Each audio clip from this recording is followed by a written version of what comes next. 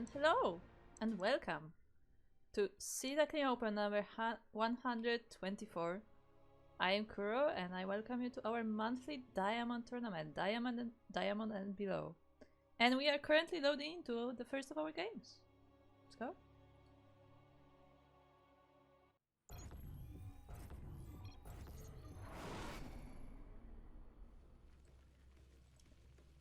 Now let me make sure I actually have everything ready because I have not observed for a while, but here we are on Oceanborn in the first round of our tournament, and we are looking at two of our players.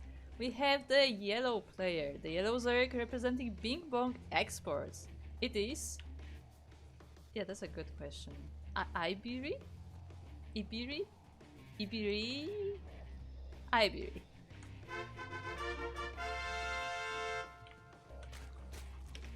And across the map, we have our Terran player representing. Oh, true, I didn't see the clan. I think it's just his own clan tag. It is a blue Terran from Germany. It is Captainfisch.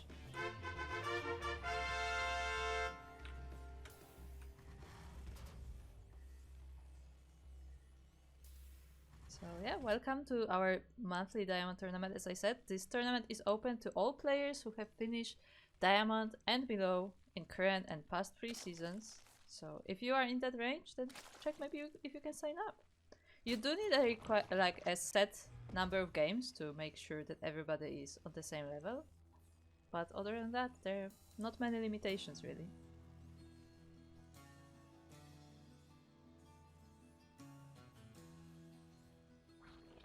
So I see the chat is asking about the event that's happening later today. We don't know how long it will take, because not only are there matches in the SC2 safe house, but there will also be like breaks between the matches with like fun activities that were like goals on Macherino. So not exactly sure how long it will take, but I hope you can tune in. Meanwhile, the two of our players are starting rather standard today. We don't have any cheeses to start the tournament. And I think 2 out of ordinary. Our Terran going for the Rax Expand, I believe it was. The Reaper is going across the map. And yeah, we're just gonna macro up from here.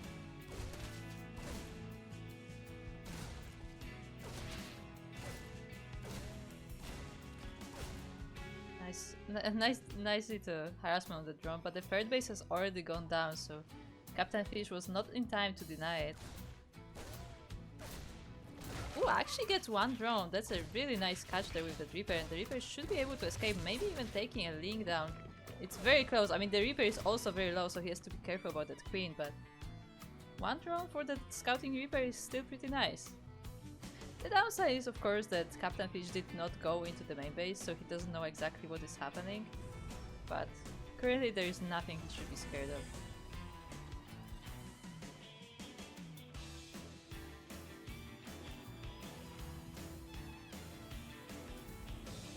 Meanwhile, Captainfisch getting his 1-1-1, getting his 3rd base on the way. The Reaper once again dives in, but the Queens are there to protect the base, so I don't think he will be able to get anything. Ooh, one of these Queens is really intense on getting the Reaper. And we have a Roach Warren on the way from ibiree. I have to decide how to pronounce that name. This is the first time I see this player, and I mean that's cool. That's why I wanted to cast this series to meet some of the newer players in our tournament. I believe Captainfisch is playing in our events for the 2nd time right now. So, oh, I didn't remove the logos mod. Oh, don't worry about it. I will do that between the games. I knew something was not quite right. Oh well. We have a bit of a harassment with these 2 Hellions from Captainfisch. The Queens are there to protect. Unfortunately, the Zerg loses a tumor, but no big deal there. The Overlord does scout the Cloak Banshee though. And I do wonder if that is the plan, or if that's something that Captainfisch wants to cancel later, but no, I do think he is committing to that Cloak Banshee.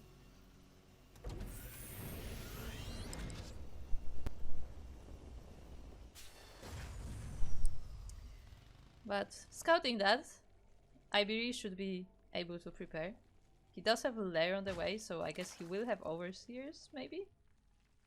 But he's not getting any spores down, and that is risky. I mean, he is focusing on the roach attack. He's pretty much committing into making roaches right now. No, there are some drones as well, so I guess not quite yet. Oh, but that is a lot of Hellions going his way. And the queens alone may not be able to defend this, actually. It looks like they're holding strong. We still have 3 queens left over. 2 of them did fall down, which is unfortunate, but with 3 queens and transfuses, that's enough to stop the Terran for now. But yeah, I'm starting to really worry about ibiree because he has absolutely no detection, and those Clove Banshees will be finishing. Paused. As we have a little bit of a pause.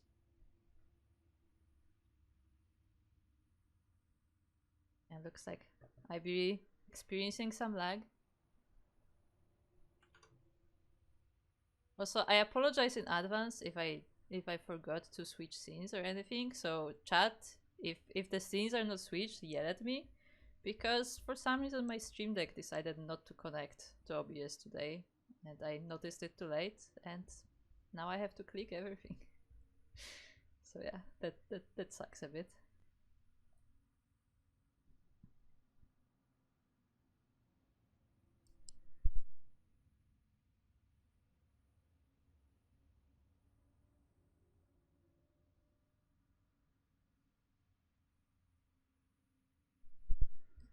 So I will give ibiree a moment to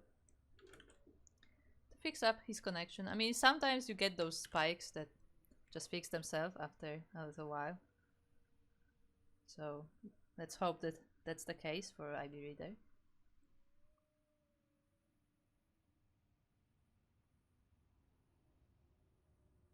In the meantime, I mean, as we are sitting here together, you can type !B in the chat to find out what our bracket is for today. And actually we have quite a few players today.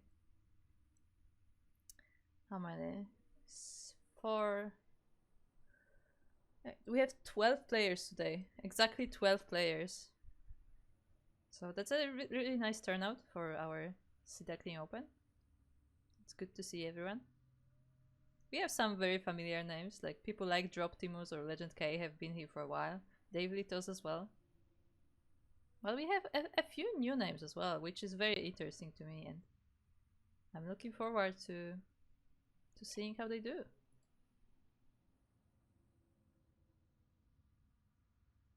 So good Lucas, GG.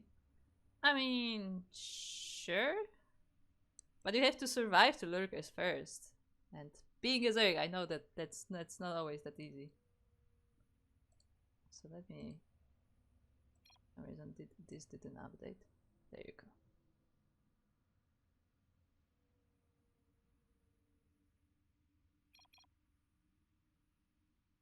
Okay, it looks like we are about to be ready. Let me quickly switch the scene. Game resumed. And we are back into the game. Still have this group of Hellions over here, waiting for the right moment. The queens have not been revealed. That is a bit concerning there for ibiree. He has these 3 queens, but doesn't look like he's making more right now. Ooh, one of them did get isolated, and the Hellion is just dived into the mineral line. There's a lot of drones on this base. Ooh, they line up as well. But it looks like, I mean, 10 drones still fall down, which is a lot, but it could have been so much worse for ibiree right there. And the roaches were able to deal with the Hellions, but at the same time the Banshees are here. Now ibiree is making those overseers, he is making those spores, but is it too late? I mean, it's only 1 Banshee, so it's not that much damage, but still, drones are falling.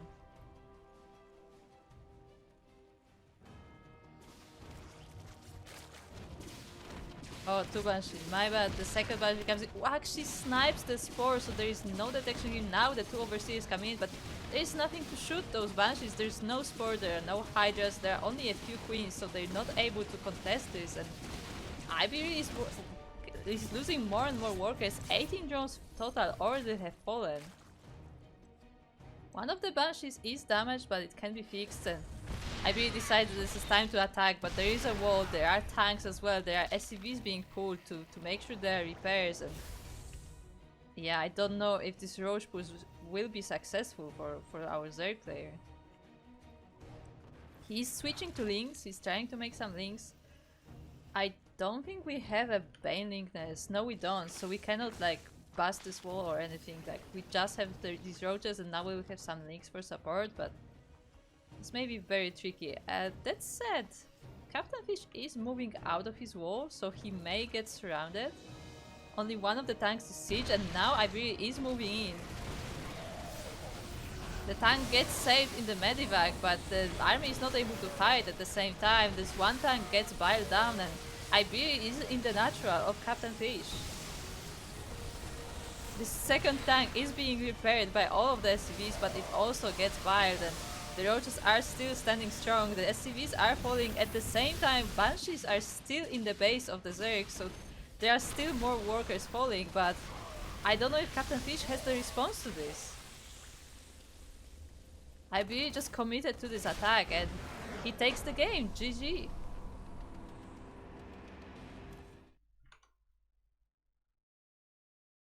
GG. That was a very committed attack there from ibiree.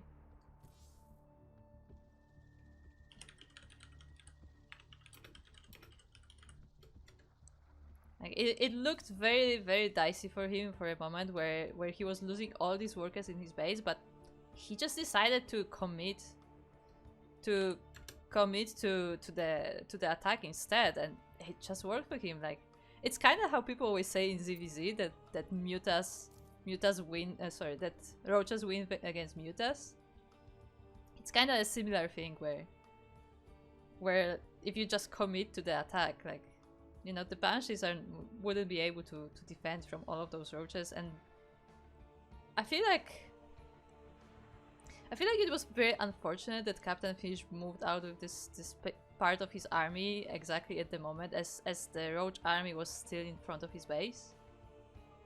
Yeah, like it was a bit of an unfortunate move out there.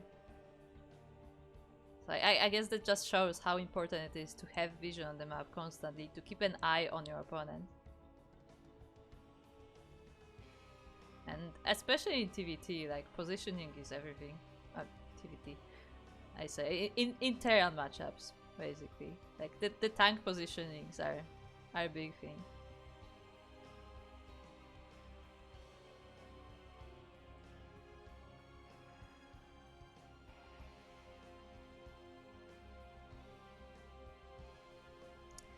And we will be having a little bit of a break here as ibiree is making sure that his internet is stable for the next game, so we are giving him a little bit of a time.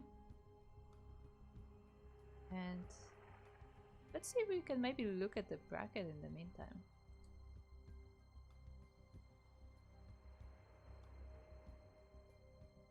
Okay, the bracket is working, that's good.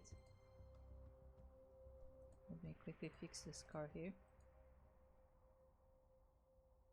There you go. As you can see, we have our 12 players here. We have Tortugavil waiting for his match, as well as Droptimus, Belisarius, and Legend K. Out of this name, Belisarius is the newest one. I don't think I have seen that player before, so it will be interesting to see what they have to offer. Meanwhile, we have Boba going against Alpha, as well as Dave Litos going against RadAir. Dave Litos, one of our very active chatters. You can see him a lot as Pikachu. And we also have BattlePants versus Hollow Ghost. I have seen BattlePants in the chat before, so hopefully your games are going well, and we'll see how you do this tournament.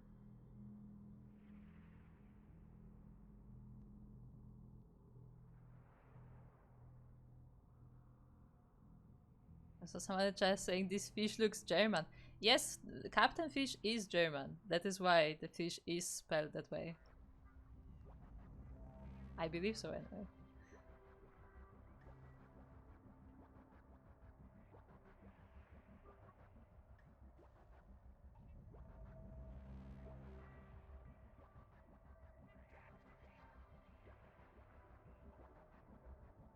And again, if you are interested in playing at tournaments like this yourself, then you know, make sure to follow us on our social. Make sure to follow us for to join our Discord, to follow the news there. We do 2 monthly tournaments for amateur players. One of them is this one, Sea Duckling Open, which is for Diamond and below. And our other tournaments is Masters Swan Open, which is for Masters player, Masters 2 more or less. It's 4.7k MMR, so you know, a little bit over Diamond for those like mid-Masters players who are not quite there to compete with the pros, but you know, are already pretty good.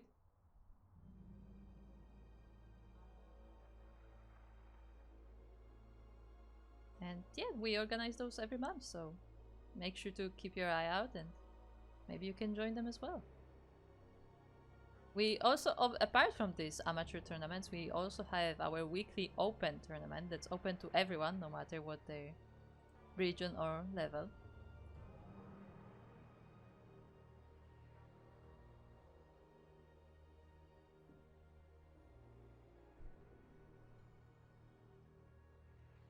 So we are still waiting for the technical issues to be resolved, so yeah, how have you been in chat? So we may be sitting here for a little while. I may be throwing this to a break soon, but for now we're just waiting for one of our players to come back. And I am curious, I mean, that's another thing, like maybe because of like the tech issues, like also ibiree decided to be just so committed to just, you know, finish the game as soon as possible. Just one committed push. That is definitely possible. But it wasn't like a cheese game or anything. It's just a bit of an all-in, I guess.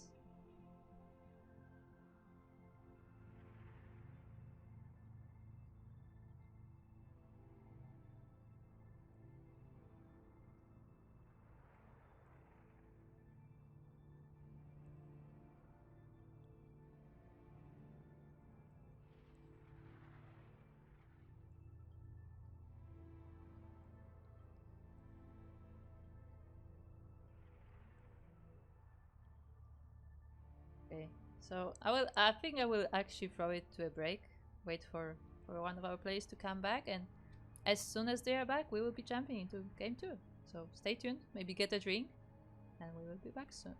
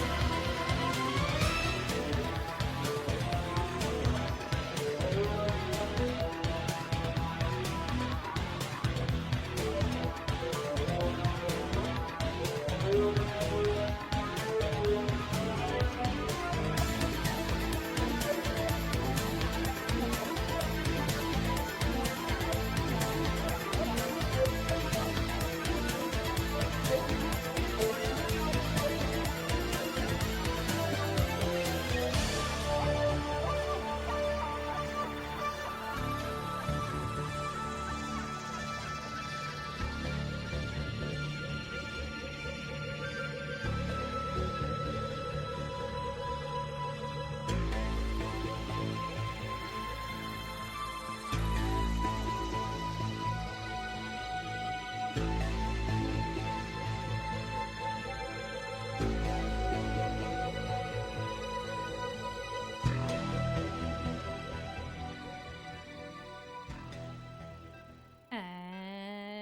welcome back!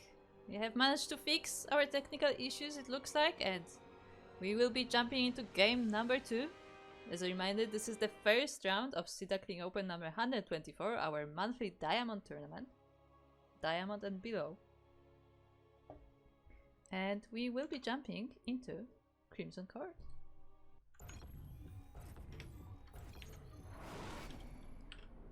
And spawning in the top right corner of Crimson Core, we have our yellow Zerg player representing Bing Bong Exports. It is ibiree. And across the map we have his opponent. It is the blue Terran player from Germany. Representing himself, I believe, it is Captainfisch.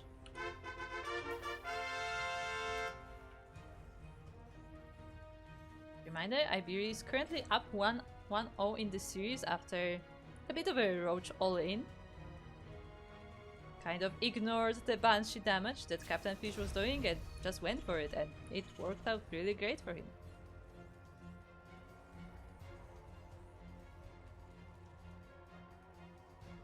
Once again, we have a hatch first from our Zerg player. So, hatch first, racks into expand, I believe, so it doesn't look like either of our players wants to be too cheesy. Again, we had an all-in from ibiree before, but it wasn't like, you know, a cheese. It wasn't like a pull first musclings or anything. It was just a very committed attack. Which might have been... I want to say it was a response, but I don't think it was a response to what he scouted. I think that was always the plan, to just go into roaches and just go for it.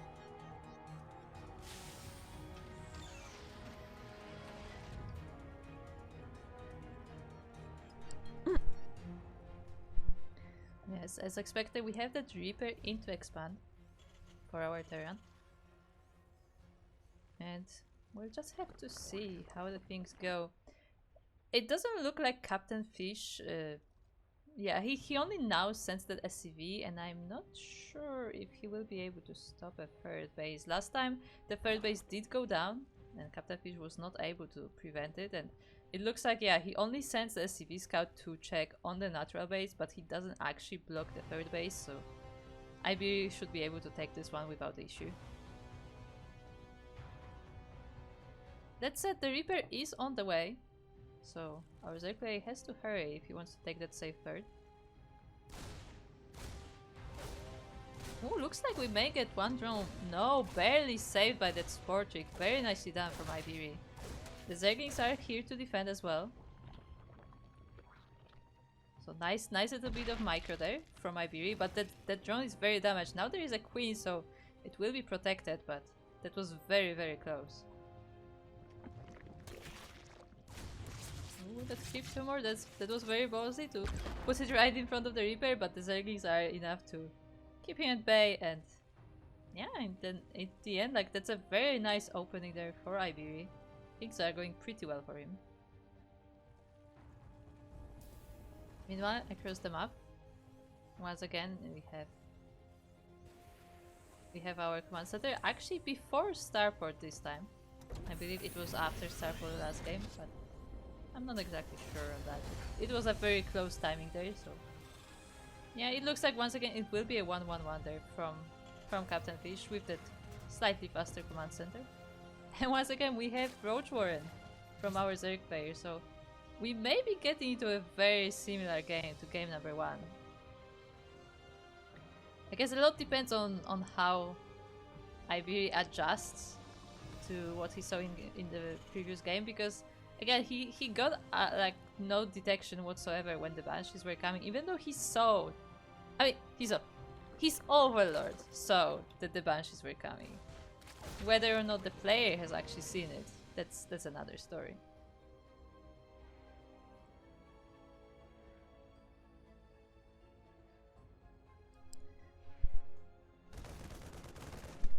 And once again we have that overlord in the main base of the Terran. Looking right over that cloak banshee that is most likely coming. But yeah, I think we will have a bit of a repeat from previous games. I think ibiree just wants to focus on roach production and, you know, kind of ignores the banshee threat, like not getting exposed. Oh, but there, I said it. There are the spores coming. This time ibiree should be at least in vision of the banshees, because once again, like, there's not a lot that shoots up. Like, there are the spores, which would be a great defense, but there are only a few queens which have to rotate between the bases, and other than that, we don't have anything else that shoots up. So ibiree will have to rotate well to make sure those banshees don't get the damage done, because the banshees do have quite long range, so they may just sneak in a few drones either way. But first we have this whole squadron of Hellions. But we have enough to defend it this time. We have the queens, we have the roaches already out. And I don't think the Hellions can do any damage this time. Meanwhile, on the Terran side of things, we're getting more racks, we're getting our steam ready, and yeah, looks like we are preparing for a big bio attack. Like, we have 5 racks already, like 2 of them still in production, but yeah, that will be a lot of men in gun coming. The Banshee actually gets chased off by all these queens. It's very nice from ibiree. He does spot the Banshee in time, and it's already quite damaged. Where's the second Banshee? The second Banshee is with the army, so Captainfisch also changing the strategy a little bit. He adds the Banshee to the Hellion army. It will help a little bit with the roaches, but I don't know if it's fast enough to actually have a big impact on that battle.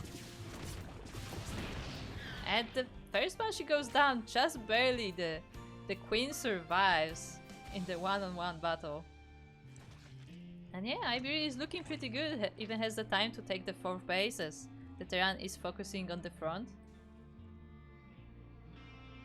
And yeah, ibiree looking great. These Hellions really have been, I don't want to say a waste, because I mean they are still controlling the map, but they were not able to dive in, they were not able to get any drones. Oh, a little bit of a supply block there for our Zerg.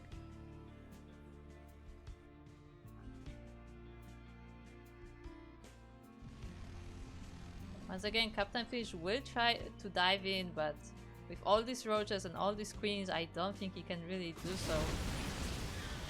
Yeah, the roaches are now moving forward. The banshees will be a bit of a pain because there is no overseers here, but now when the overseer joins an army, the queens should be able to fend them off.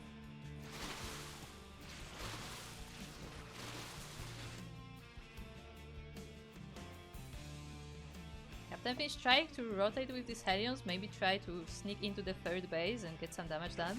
There are 2 queens there, but one of them is very damaged from that fight with the Banshee before, so it is definitely possible, but the body blocking may just be a bit too good. So that's a lot of overlords. It just popped out all at once.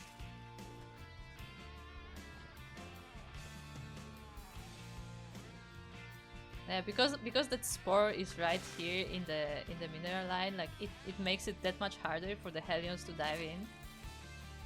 It also makes it harder for the drones to escape if they come from the other side. But it looks like the Banshees were actually able to sneak 4 drones on their own. So nice little bit of damage there. The queens are there though to protect, but still always nice to get a few drones. Ooh, this one worker that's been working on that wall for a while is actually taken down, and it actually makes a nice little path for escape for these Hellions. But the roach army of ibiree is getting bigger. And does Captainfisch have a response for this? How many tanks does he have? We have 4 tanks. Most of them are in this natural. We also have a drop incoming, but like, yeah, we're focusing so much on marines that we barely have any tanks. So it looks like I missed another dive of the Banshees, I assume. But it's time. Ibiree is moving out. The roaches are in the middle of the map. At the same time, we have this drop from Captainfisch going for the 4 base. There are a lot of queens there, but just queens. And the queens will be going down. At the same time though, the roaches are moving in. We have a lot of ravagers in this army as well, so the tanks are getting biled down. There are still 2 in the natural, but there will be all that's holding the front here. Ibiree splits the army a little bit, which is dangerous, but still has a lot of forces left. But ooh, that's Steam Marines. The man with gun. Ooh, the meat grinder is real. There's still 1 tank left, and actually Captainfisch holds it. He also takes down that 4th base, and the drop is still going because all of the army of Ibiree was across the map. Nobody cleaned up this marine army. Natural falls down as well. We only have 2 hatcheries to produce now. The roach reinforcement should eventually clean this up, but that is a lot of damage.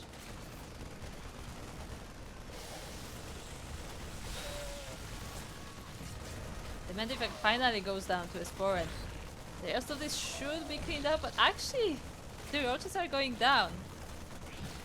Ibiree is not focused on defending, he's hesitating across the map. He will be moving in now, and he should be able to take this 3rd base together with the 4th maybe. But actually both of them do lift up. There's a tank on the high ground as well, and another one on the ramp. And this position looks much harder to destroy this time. That said, the marine gun is not that big, and actually there's not that much to fight these roaches right now. The tanks will still keep it at bay, but this bio army is much smaller than the previous one. We have banelings, but the baneling speed is away, just a few seconds. Ibiree has to wait for this to finish.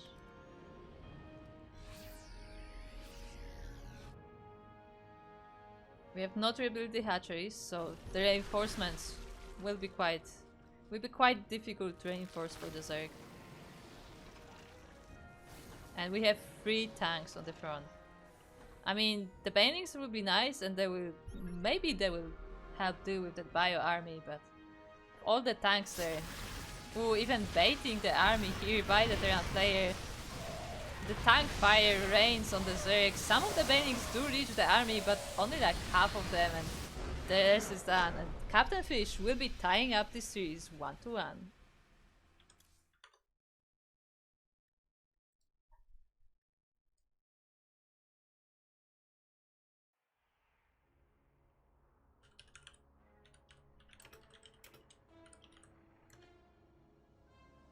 So GG.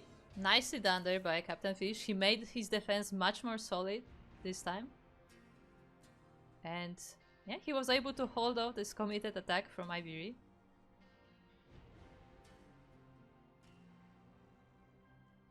And we are in a tied up score. We are going to game 3. Just waiting for our map to be chosen. As a reminder, this is the way in this amateur tournaments we have the first map on the bracket, and then the rest of the series is loser's pick. So whoever has lost the last map is the one picking the next one.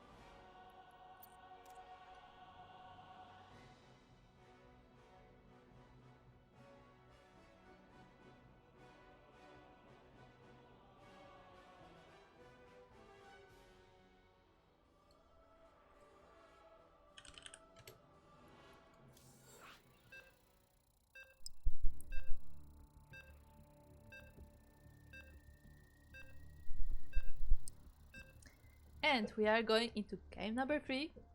Game number 3 will be on Alcyone.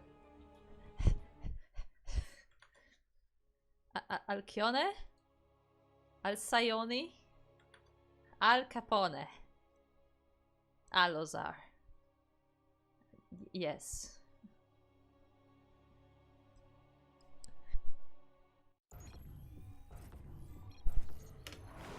As we are spawning on our map, I refuse to say the name anymore.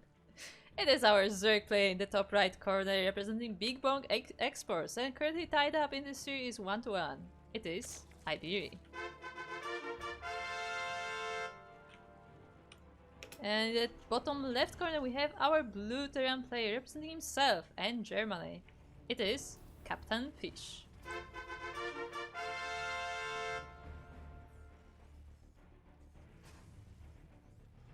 Now I'm very curious if our players will go once again for similar strategies and, you know, just see how it goes this time, or if maybe we will see something different. To be fair, it's very common, especially amongst amateur players, to, you know, have like a go-to build. I mean, I say amateur players, even pro players do that, where like for a while they have like a go-to build for a matchup essentially. Sometimes go to build for a map, but a lot of times it can be go to build for a matchup. Like sometimes like it differs a little bit, but the general idea is the same. And I wonder if that's the case for the two of our players as well, or maybe they will change something up. For now it looks like we will be going for more of the same. We have... Oh, I say that, but actually, hold that thought. We have a second Rax. A second barracks is hidden right behind the mineral line in the main base of Captainfisch. And it will be a while before ibiree scouts it, because, you know, his overlord doesn't get there until these two racks will probably already take effect. ibiree meanwhile looks to be going for more or less the same opening. We have the hatch first into the gas and pool.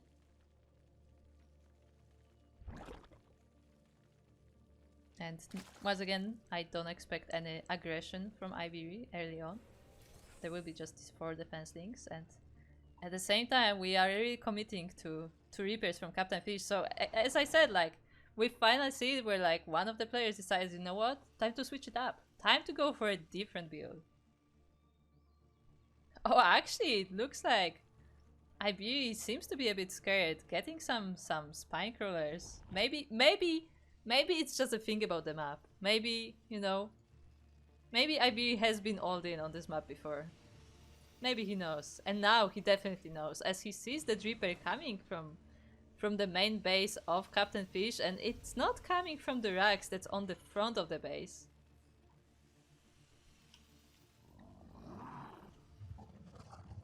Yeah, ibiree trying to scout, trying to fish for the drags, trying to find out where exactly it is, but he definitely knows that something is up. Something is not quite right.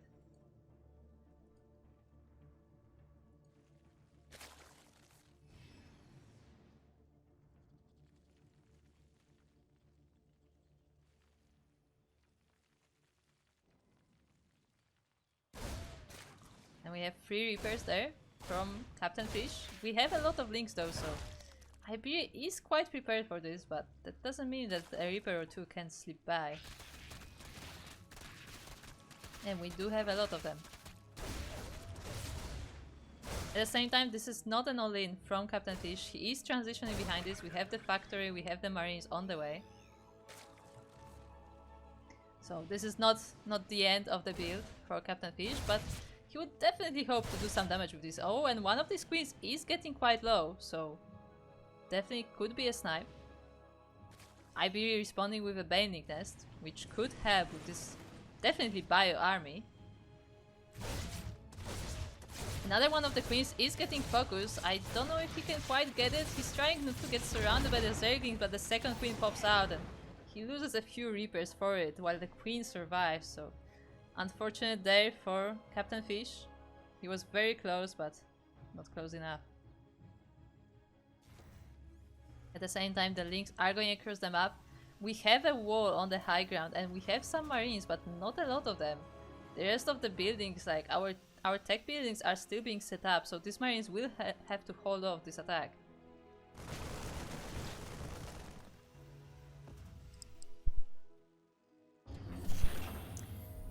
And they will for now.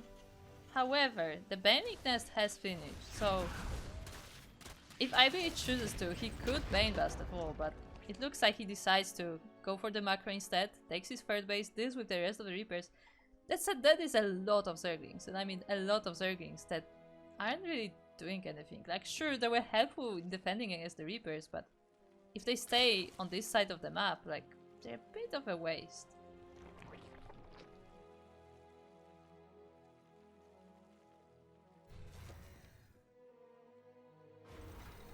So once again, ibiree will try to go across the map. The wall is open, the Marines are in the wall, so it's nice, but if the Zerglings manage to slip by, this may get very risky there. Captainfisch did have the Scouting Marine on the front and he will react in time. But I am a little bit worried. First of our tanks is on the way. But while it is nice and all that, you know, that Captainfisch is able to hold his base, that nothing slips by, he is losing the economy race essentially, because ibiree already has a third base on the way. Obviously it's not saturated, but he does oversaturate his natural a lot. Meanwhile, Captainfisch is on one base. It's just this one main base. He has two more CCs, they are becoming orbitals, but they are not mining. They are not bringing him resources.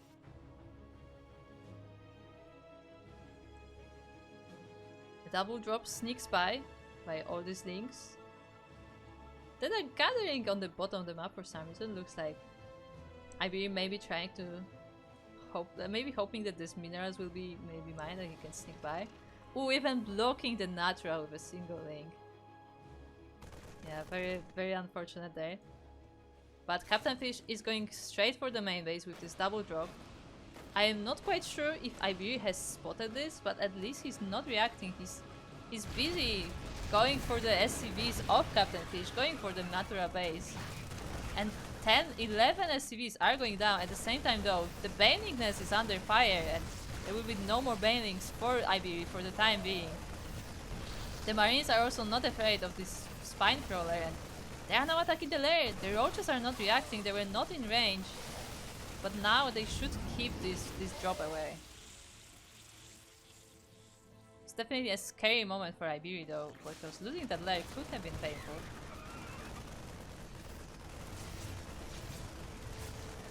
Looks like one of the queens will be going down, so no little victories there for Captainfisch, but honestly I feel like he maybe expected a bit more damage.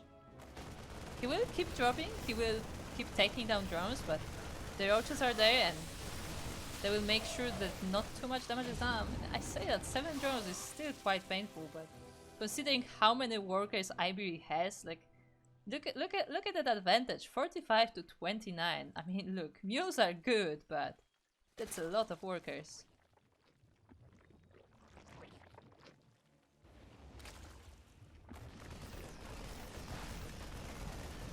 That's it. I mean, Captainfisch is able to sneak a few drones here and there, which is definitely nice. That Baning Nest snipe was also big, because, you know, it is able to take away the tech from ibiree for a long time. We're also getting 3 hatcheries in the main base. So, definitely very focused on production right now. But in the meantime, as all of this was happening, Captainfisch was able to re-establish his natural base. It is fully saturated now. Obviously, it doesn't have the gas on. He's still able to get drones. Every time ibiree moves away from the main base, like, these Marines come back and they get few more.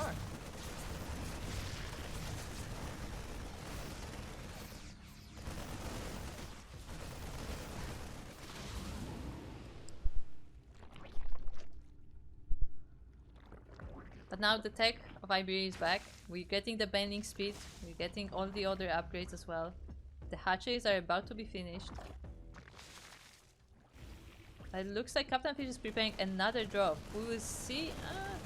It does get spotted by this Overlord, which is a bit unfortunate. Ooh, but ibiree is double expanding and one of these bases is a gold.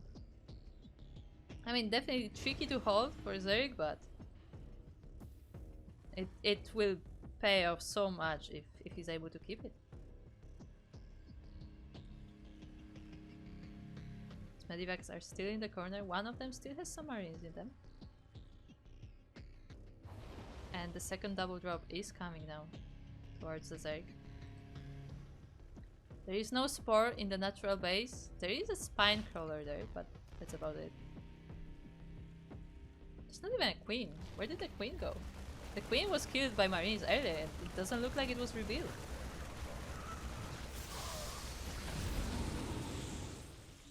The roaches are there to defend though, but at the same time, that small little drop from that single Medivac is able to get 8 drones. 8 drones in the main base, fall down. And we still saved 4 Marines. That was a very nice distraction for Captainfisch, attacking the natural, you know, getting a few drones there, but then the main attack was this really small group in the main base. And now we go back to the natural. 7 more drones fall down. The army of ibiree is defending, but every time ibiree has to rotate his forces, and you know, as he's busy trying to defend his drones, Captainfisch finally has time to expand. Do we have an incon graph? We do, and Captainfisch is actually getting a bit of an advantage. I mean, not for long, obviously, as more of the bases of ibiree are getting established.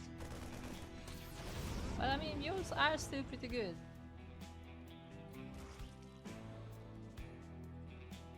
And I feel like I almost want to say it's the most important part, but like, because of all this harassment, Captainfisch is keeping ibiree on his side of the map. Like on the Zerg side of the map, which means that his own bases are not being attacked. He has the time to tech up, he has the time to build up. And he feels a little bit more safer. At the same time though, the Zerg progresses with the tech. We're getting Hydra then. Just finished. They're also taking more bases. So even more expansions coming up. And I do wonder if we're going for like a Linkbane Hydra, or maybe we're going just straight to Lurkers.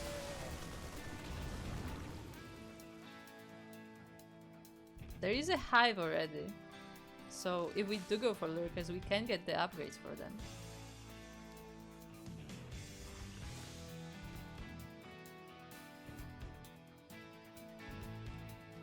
Captainfisch keeps playing with the armies of the Zerg. At the same time, the main push is coming. We have a lot of Marines, we have a few tanks as well.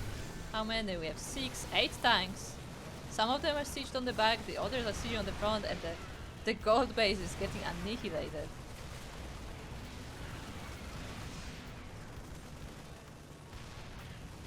It's a pretty nice position there from Captainfisch. He's also poking at the third base of the Zerg, but he has to be careful because he is getting surrounded. But the Marines are standing strong, but all of them eventually fall down. The tanks are safe though.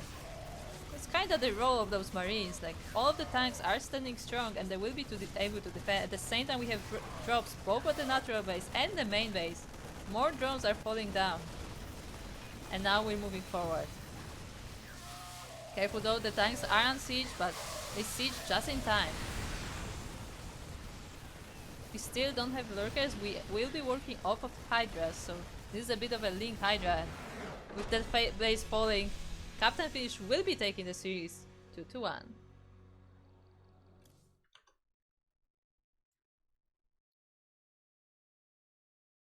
GG, nicely done.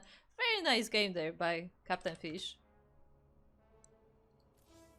Like, he was really able to not only his defense got better. I mean, he also did this like very, I don't know if I want to call it cheese, but like this very aggressive opening of the Turax Reapers from the base. But he was like, his defense was much better this game, and then his harassment was also really good. We had all of these, you know, small drops just, you know, popping up every now and then, and yeah, in the end it went really well for Captainfisch and he was able to take the series.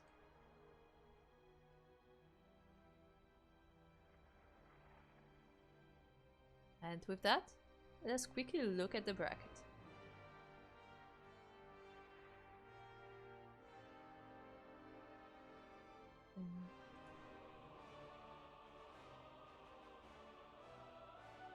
So ibiree making sure that he GG'd in game because he doesn't remember if he managed to do it.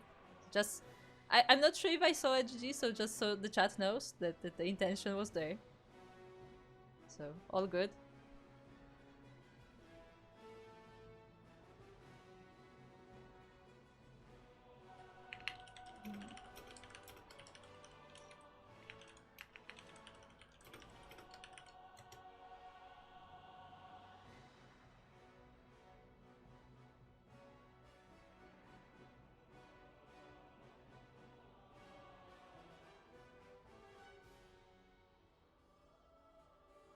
Yeah, with that, let's look at our bracket. We have some updates coming. So Alpha did take down Boba 2-0, and Alpha is currently now facing Tortugavil. We also have RadAir. RadAir is speedrunning the bracket a little bit. 2-0 Davlitas, and now he was in 1-1 versus Droptimus, but it looks like some issue appeared, and in the end RadAir does advance after these 2 games, and he's already in the semifinals. We had our series of Captainfisch versus ibiree, which was a very nice series, 2-1. Oh, it looks like we had one walkover. BattlePants gets a walkover over Hollow Ghost. Unfortunately, it doesn't look like Hollow Ghost was able to play. Maybe something came up, maybe some technical issues, but unfortunately it had to be a walkover, and now BattlePants will be facing Legend K.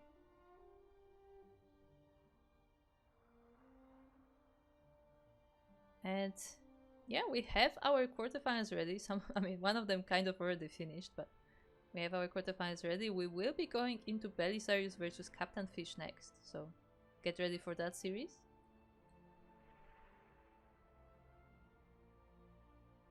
And yeah, what I wanted to mention, something that I didn't mention yet today, all of our players, except for Hollow Ghost, of course, because of a walkover, all players who have played at least one full series. I think actually Droptimus doesn't count because of that, because he did drop out.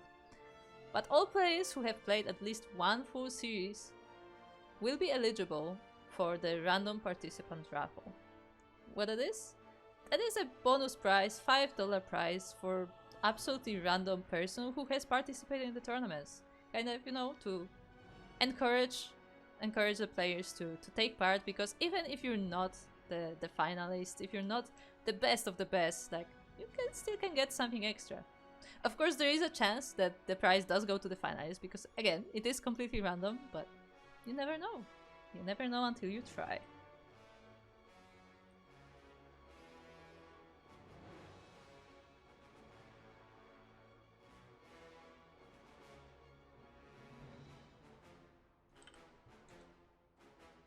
As we are currently getting ready for our next series, making sure that all players are where they should be.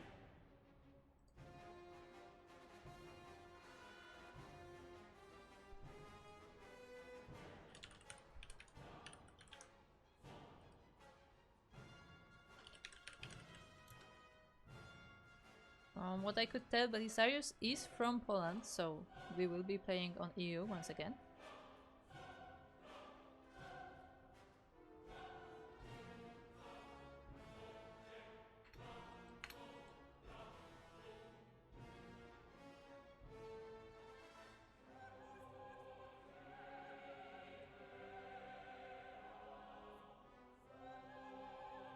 So yeah, with that, we will be going on a quick break. So if you know, refill your snacks, refill your water, make sure to hydrate. And I say hydrate, that does not mean coffee, okay? No coffee, just hydrate. Juice is fine. I know some people don't agree with that, but juice is okay. Just you know, get some hydration in you. And we will be back soon with our next series. See you then.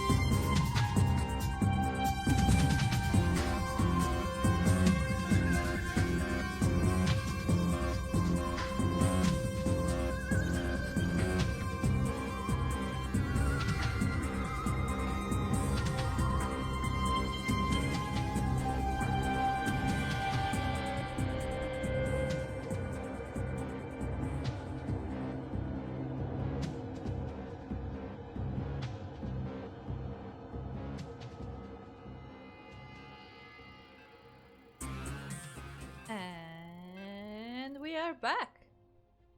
We have found our players. And yeah, and we will be going into our next series, into our quarterfinals. We are going in Crimson Court.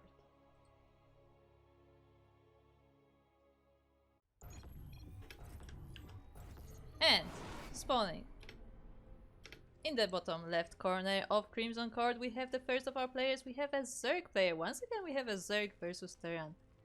It is a Polish player from the Void. I'm not sure if that's the same as the Void, the other Void clan, but it's the Void. The Moon. The Moon, also known as Belisarius on the bracket. Meanwhile, across the map we have our Terran player in the red from Germany. It is Captainfisch.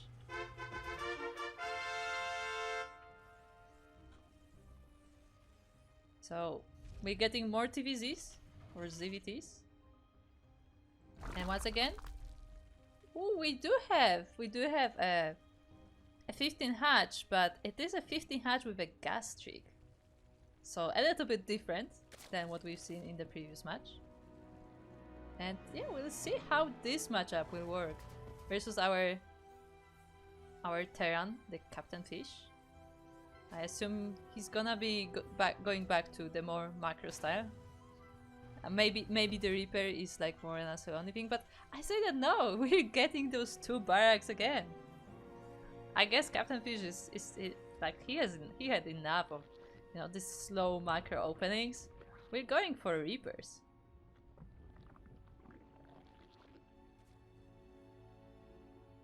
And we'll see how the Zerg player will respond to that. The Overlord is on the way to scout, but obviously the second rack is very hidden from the view.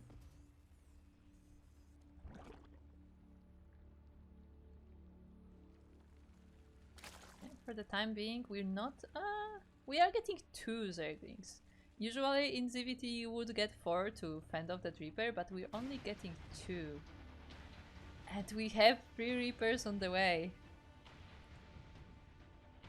The Overlord has actually not seen much. Yeah, like Moon or Belisarius, like he didn't even go full all the way to the natural, so he couldn't see if the CC has been thrown down, and he will be completely blind to this.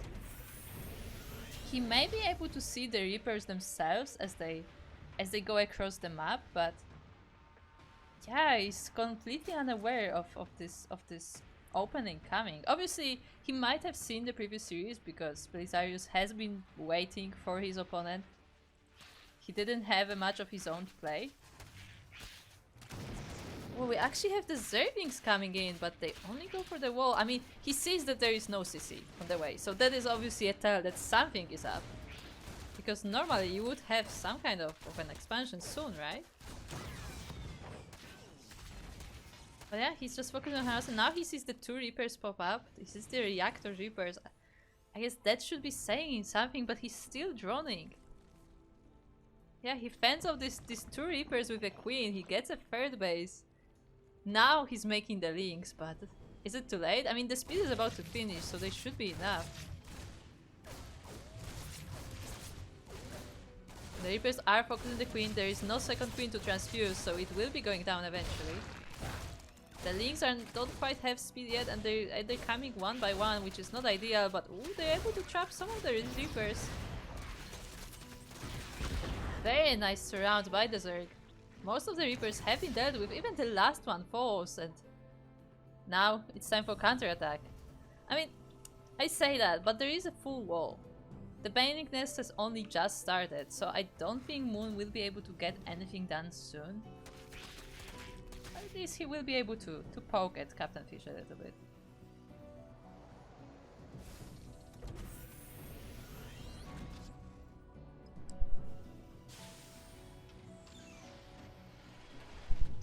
Now the downside of this opening from Captainfisch is that if it doesn't do a lot of damage, I mean, I said, but like, I feel like even if it does damage, if it doesn't kill your opponent, if it doesn't finish the game, you just have a lot of Zerglings on your head.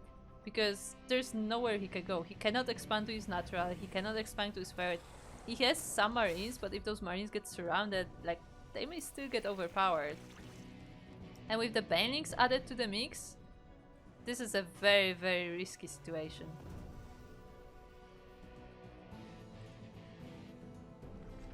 Meanwhile, we have a 4th base coming up from Moon. This is the base that has extra gas, which I cannot click on. Huh. Yeah, it's just slightly out of vision. Meanwhile, oh, the Zerglings actually. Sorry, I missed the Bane Bus.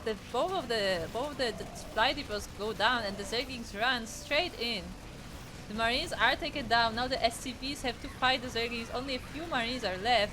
I mean, the SCV wall is working, but 10 workers go down. And as a reminder, we have 20 workers, but they are all on the same base.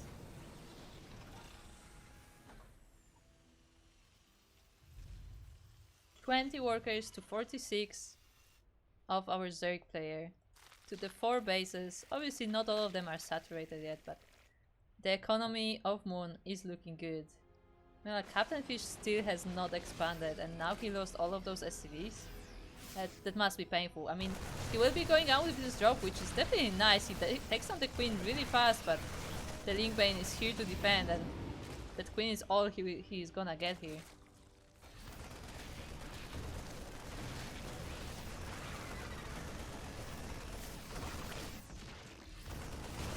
He almost got into the nice position where he could shoot the drones from the high ground, but yeah, the Lingbane will prevent him for that. The Banelings don't have speed yet, so they have to waddle around chasing that medivac.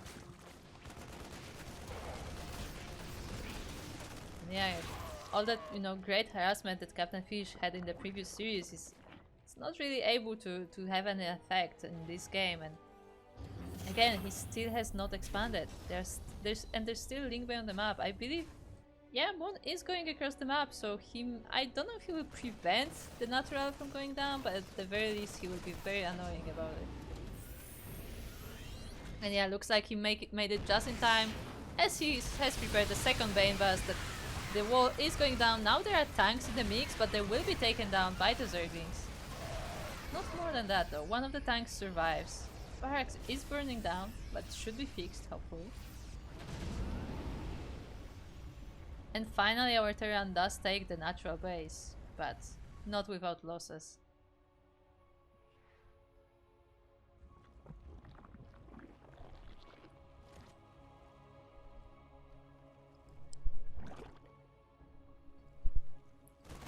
We have another drop on the 4th base. The Zerglings are here to defect though, and none of the drones are going down. We also have Hydras on the way. They are already getting their speed upgrade. I don't know if we have made any yet though. No, there aren't any Hydras on the map, but we do have the technology available.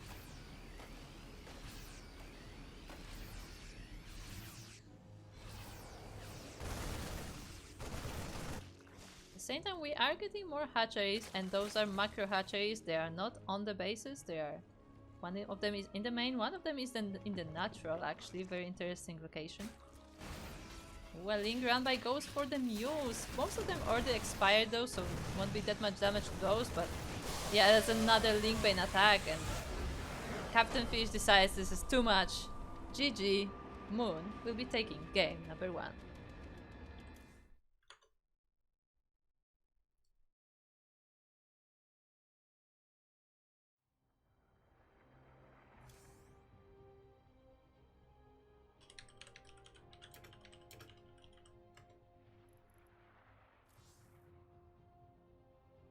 And as I'm being informed, let me quickly check. If you type exclamation mark Macherino, you will be able to see the Macherino page for this tournament. This is the page supporting directly this specific tournament, the one that's happening today. So the players, you know, the players who are participating today have a chance to win a part of this prize, and this is very, very important information. So for today, we had a contributor. We actually had a contributor who's in the chat. We have Chance SE donating $50 to the prize pool of today's tournament, which means, very importantly, that the semi-finalists will be getting prize today.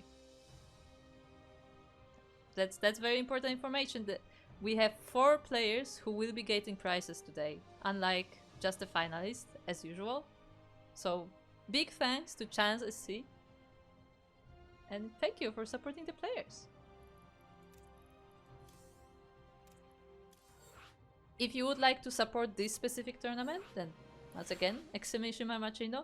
But if you would like to just, you know, make sure that these tournaments keep going, that they keep happening every month, and that they keep getting better, you know, bigger prize pools, more common tournaments as well, maybe, then make sure to head over to our Patreon. Patreon is how we are able to run these tournaments, so it would be great if you could check it out.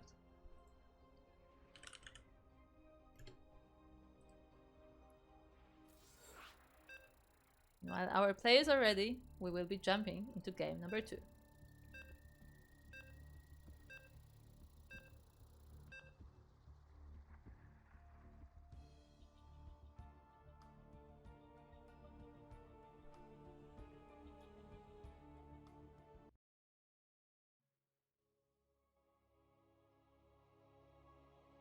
And game number 2 will be happening on Dynasty.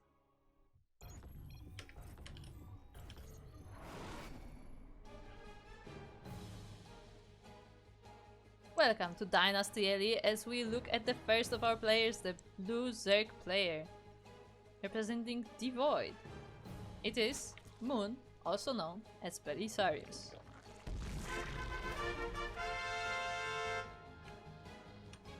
And across the map, his opponent, it is the green this time, Terran player representing Germany and himself. It's Captainfisch.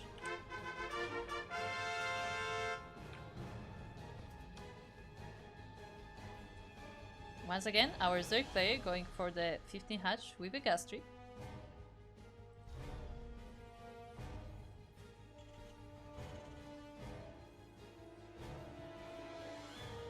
Meanwhile, let's see what our Terran is doing. Will Captainfisch once again go for the Turax Reaper style, or is he done with that for today? Is he going to play a more like macro opening?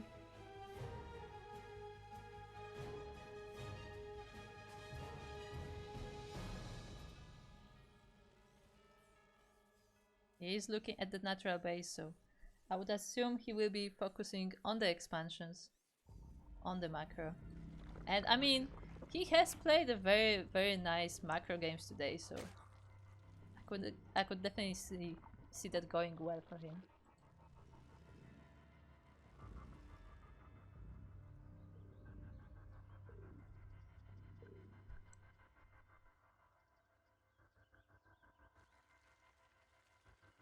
Meanwhile, our Zerg player going for Hachka's pool, which we so like to see. Captainfisch will scout that.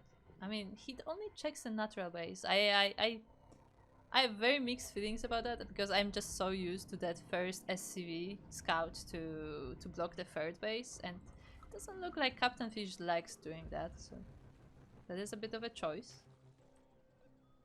The Reaper is coming up now, but I don't know if it will be able to stop third base coming down. I mean, to be fair, there is no third base. Yeah, the 2 drones have to be saved, have to be morphed immediately. 3 drones are actually not able to mine. I mean, very nice micro from Moon, but it was quite a lot of lost mining time. But at the same time, we did lose the Reaper. So in the end, maybe it's just worth it. Oh, we also denied the natural base. These 2 links were able to snipe the SCV, and yeah, we have a bit of a delay on the natural base of the Terran. It's not a huge delay, but it's definitely a painful one. Meanwhile, the Zerg was able to take the third base, the linear third base. We're also working on our Baneling Nest.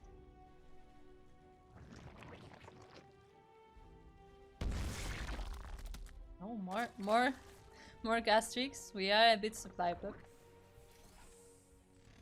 Meanwhile, Captainfisch going back to his his previous style, the one that we saw more on the beginning of the tournament, getting the Hellions ready. And I assume he will go for some Hellion harassment first. At the same time getting this third base at the gold, which would definitely be nice for him. And again, Zerg can't really punish this base because these gold minerals are preventing any link runbys from coming in.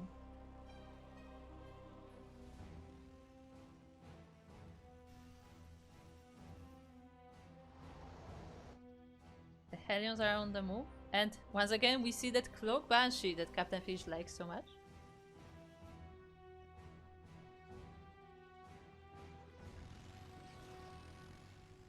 Oh, catching these Banelings as they're morphing still, which is, I mean, yeah, that's very risky, but they don't.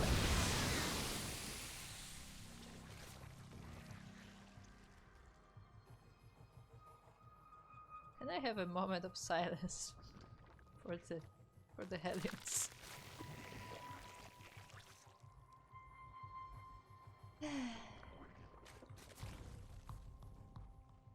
Yeah, Captainfisch was trying to be very fancy, trying to snipe the Banelings as they morph.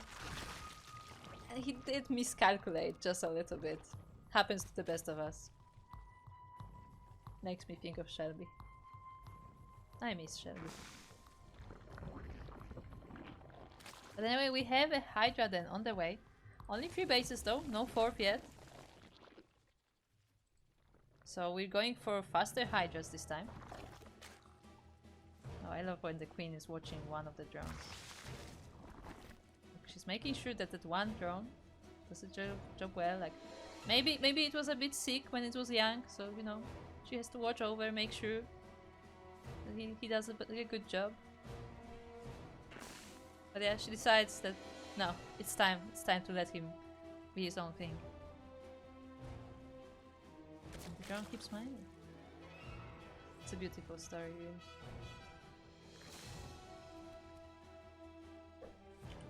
But it is time for the Banshees. And the Banshees are now ready. They do have cloak, so they will be able to go right into the bases. There is a scouting overlord though, and they fly right by it as they're not being cloaked yet. So that should alert Moon that something is coming, but he might just be too busy with these Hellions on the front. So we will see. No, he was trying to take the base at the gold, but he saw the Banshees parked right there and decides, you know what? I don't think I want that base. Not right now.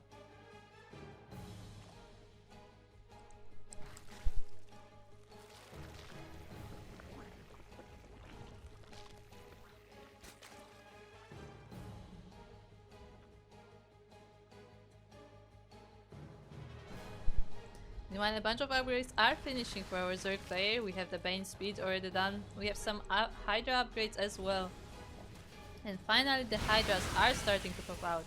The Hellions once again are getting dealt with without doing any damage. And Zerg is free to expand even more. Slings are hoping that the gold minerals will finally be mined out, but not soon. The Banshees will deal with some of them, but it will take them a while to take so many Zerglings down. We're also finally getting that gold base for the Zerg, because the Banshees have moved away.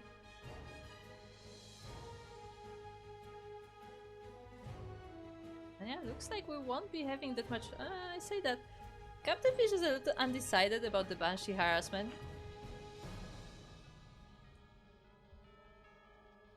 Did go all the way back home, but decides to try again and see if he can get something done with them.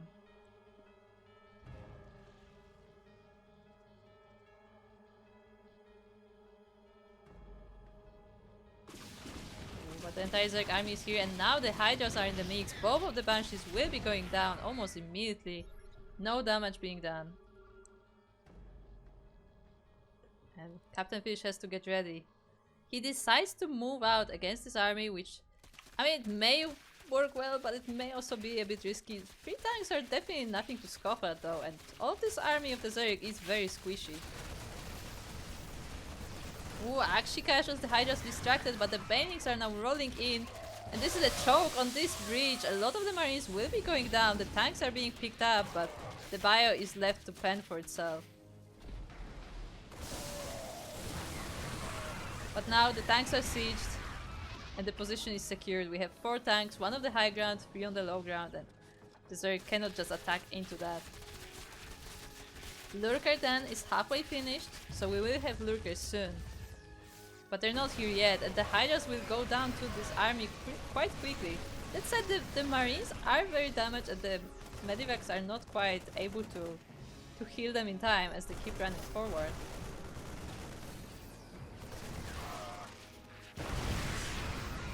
But with the tanks sieged on the back, it's very hard for Zerg to approach.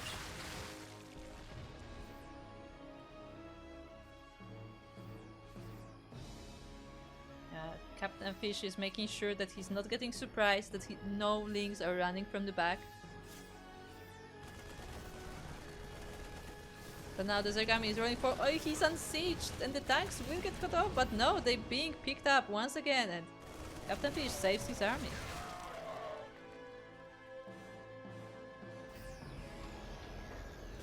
In the meantime, he was able to take his 4th base, so the economy is definitely looking much better than before.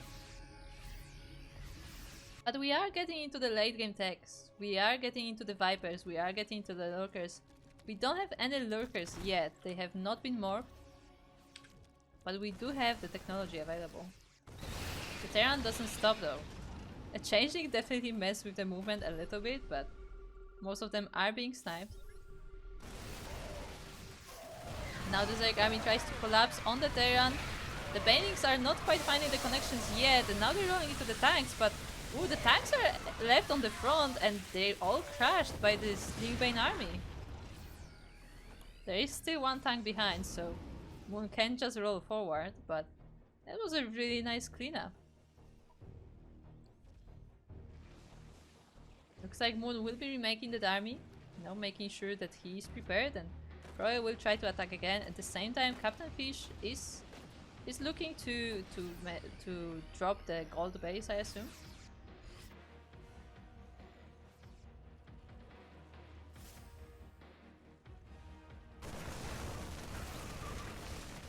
Yeah, the drones are completely defenseless at this gold base, which is why Zergs typically are not very fond of this map. The entire army of Moon is coming back to deal with this drop, and I mean, they do destroy all of the Marines, so there's that, but 6 drones did fall down.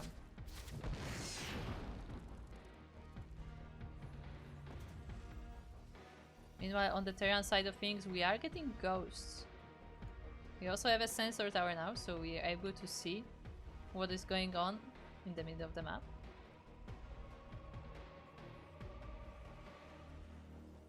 The defensive position is okay. We have 2 tanks here, there are more on the way. Just have to make sure they're not too clammed up, I guess, because the Vipers are already there, so we will have some Blinding Clouds. We may have some Yoinks as well. I'm still surprised there are no Lurkers in this army though. We have Hydras, but we have not morphed any Lurkers.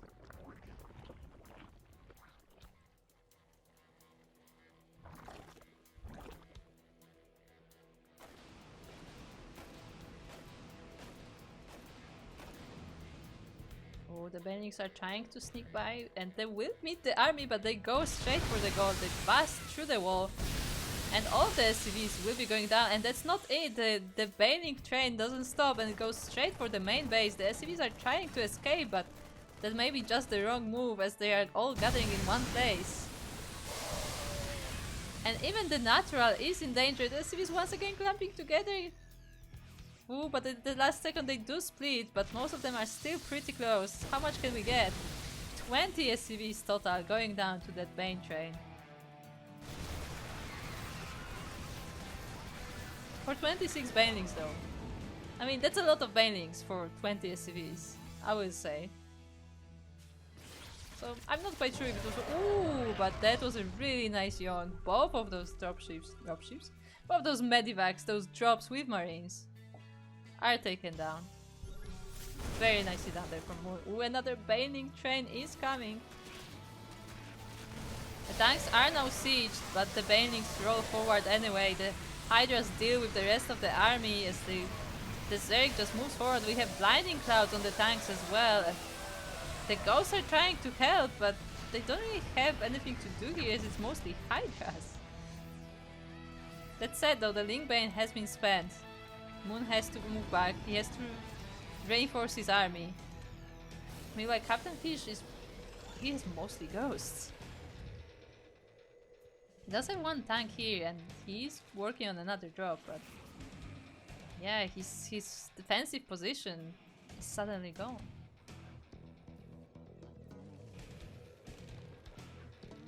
Another drop is trying to sneak by, but it is being spotted.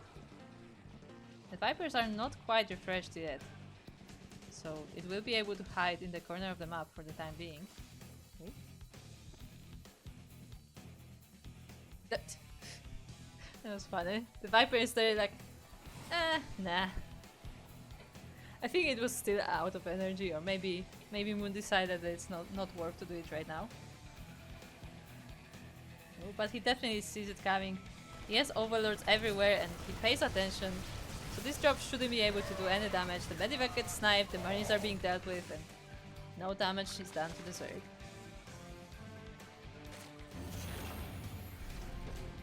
Captainfisch has added Liberators to the mix, which will definitely reinforce this defensive position, but that's another Bane train, and there's so many Banelings. They bust straight through the wall.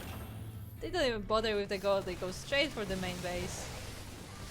But what can they find? To be fair, these bases have been mining out, so there are not that many workers there, but they will find the bio army.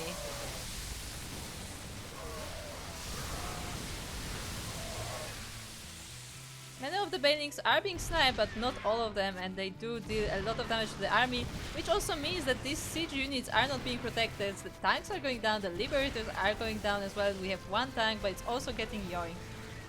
To be fair, that was probably not ideal, as it got yoinked in a pretty decent position right next to the planetary. You know, a little bit of a miscalculation there from Moon. But nonetheless, he was able to deal with most of the army of the Terran. And now he has a way into the base. He deals with the last tank at the gold base. And he's just moving forward. The marines are coming from the back, but they also have to go through the choke point as the Lynx deal with another tank in the main base. And with that, GG is called. Moon will be taking this series 2-0.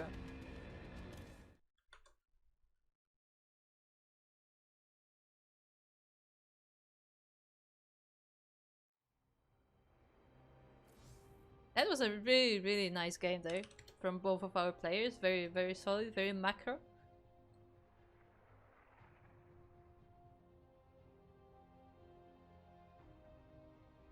And yeah, and in the end, Belisarius, also known as Moon, will be advancing to the semi-finals. It looks like we have both of our semi-finals already ready and waiting for us.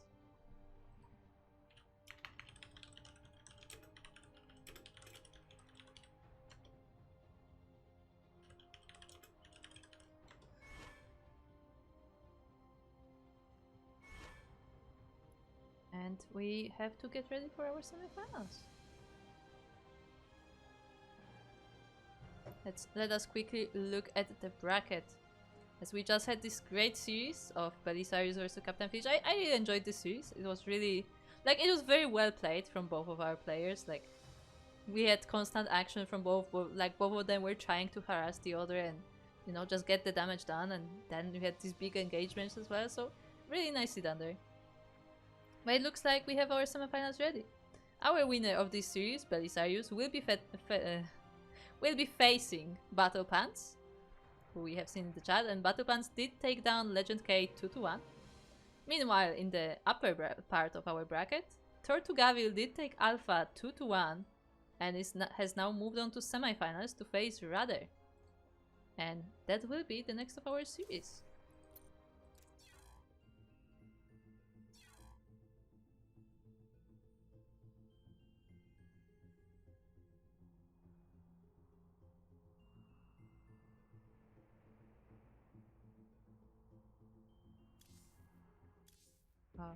Oh, this is not good.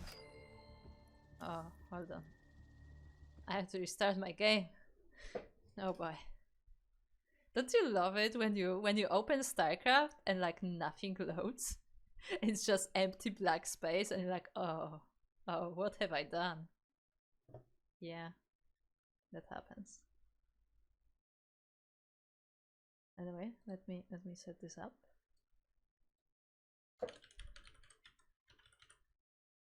Versus RadAir.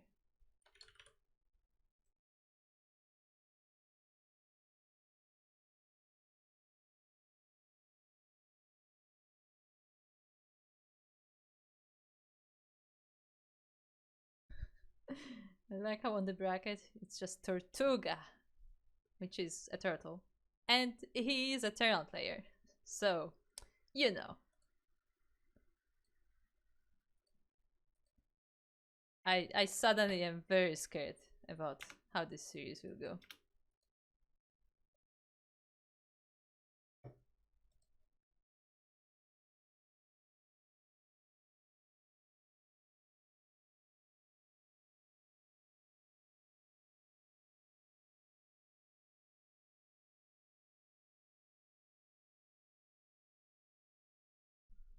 Also, we have Moon in the chat saying that he used to be 5k, but that was like years ago.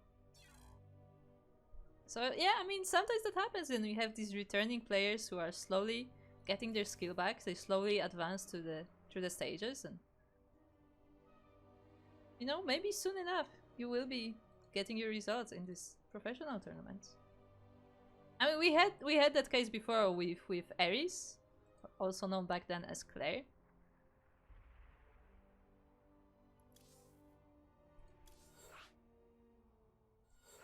Where he was actually a GM way in the past, but like Wings of Liberty kind of GM, and he came back and he was slowly able to get his skill back. Also, I made a mistake. Okay, I think we're okay. Maybe. Oh boy. StarCraft is not playing nice with me today.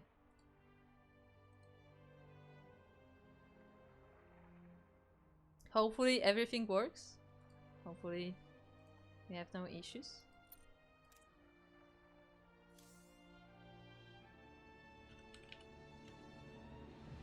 It looks like our players are ready to go.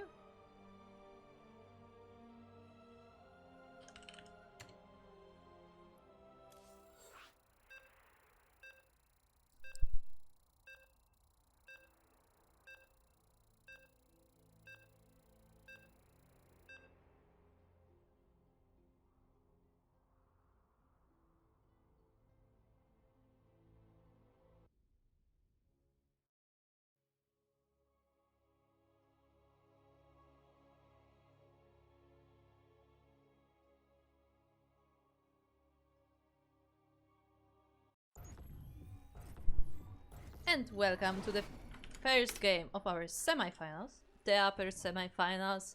It is side delta. We are on side delta. We're looking at the first of our players. In the bottom right corner we have our blue Terran player, representing JK? Joke? I mean, I assume that means something actually. No, sorry, JK is rather. Representing King SC, my bad. It is Tortugavil. Or Tortugavil. Or Tortuga. Look, we need an explanation of this name. He is clearly a Tortuga, which means turtle. Where does the vil come from? What does vil mean? Is that a name? Is that a Tortuga called vil?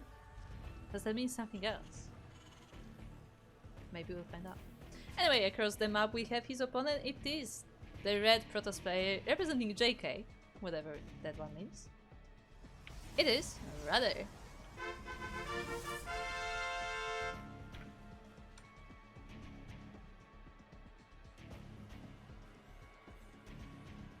For the first time in today's tournament we have a different matchup. We actually have a Protoss in the game. And it looks like we're starting from a little scout. The probe just, you know, checking out what the Terran is doing. Wasn't able to quite get into the wall in time, so no harassment there.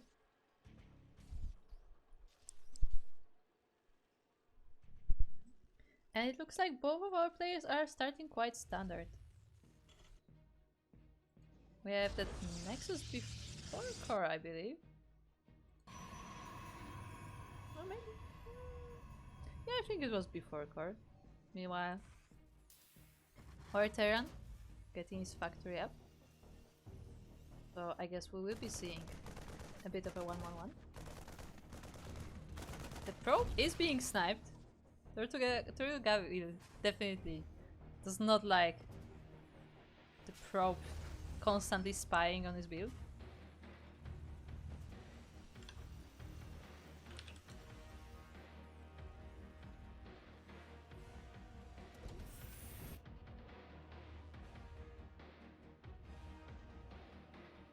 Also, as a reminder, because I do see our other semi-finalists in the chat, all semi-finalists get a prize today, thanks to our contributor.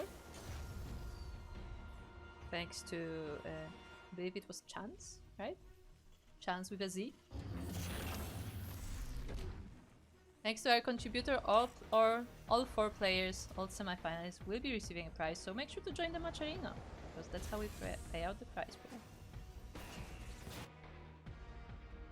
Okay, the Stalker was considering going across the map, but turned around midway through. We're going for a Robo. Rather going for a Robo opening. Also that Sentry, as the Sentries are much more liked nowadays.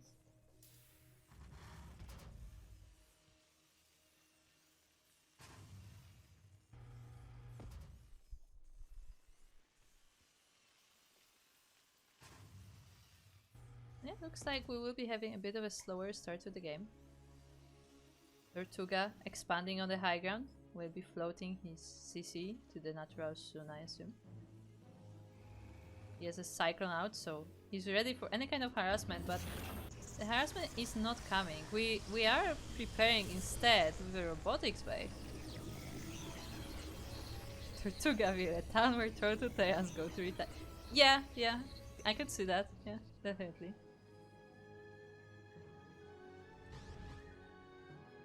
Anyways, yeah, it looks like we will be focusing on the Drobo.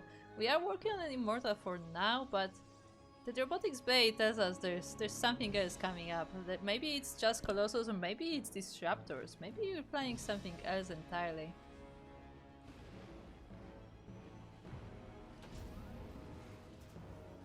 Meanwhile, Tortuga getting his first drop already. The Observer just barely didn't spot it, but it does keep an eye on this main army here. It gets quickly sniped though. RadAir getting ready to take his third base. We'll see if he will be able to, because that drop is coming. He has a spotter pylon at the edge of the base, but there's barely any units. We have these Stalkers, we have the Zealots. We're warping in even more Zealots, but as a reminder, we have no Twilight Council. Those are chargeless Zealots. They're slow lots. I'm not sure how much they can help versus a bio drop. There is a Liberator across the map as well. So there is a double harassment getting prepared. The Medivac decides not to dive in. The Liberator is also still hiding behind the Natural, but there are 2 more Stalkers there. So RadAir definitely getting prepared for all sorts of harassment coming from the Terran.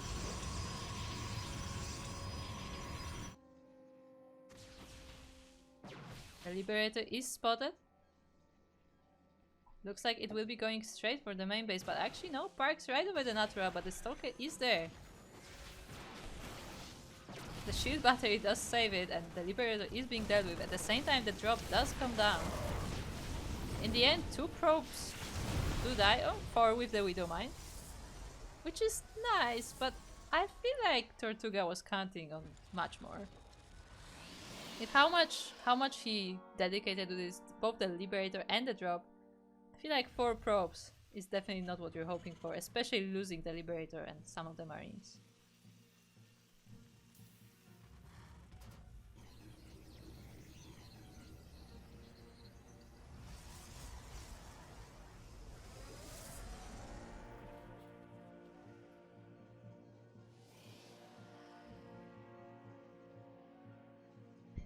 I think this was the first time I've seen the Colossus take this path.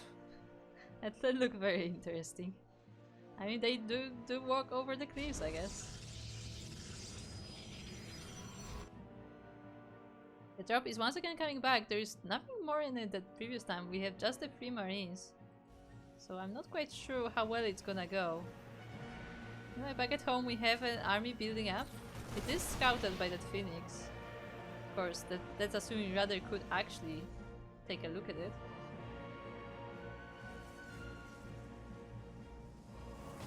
Charge is now on the way, but it's not quite finished yet. It's about to be. We are forced to do some warpings to defend from these marines, but again, it's just 3 marines. Like this is not a big army. There's even a cannon here now with two pylons just to make sure that it doesn't get unpowered. So I think RadAir is pretty safe from any harassment attacks. Also, the move out from the Terran was spotted by a spotter pylon in the middle of the map. So Tuga decides maybe it's not a good idea to move out right now after all. That Cyclone was having a hard time.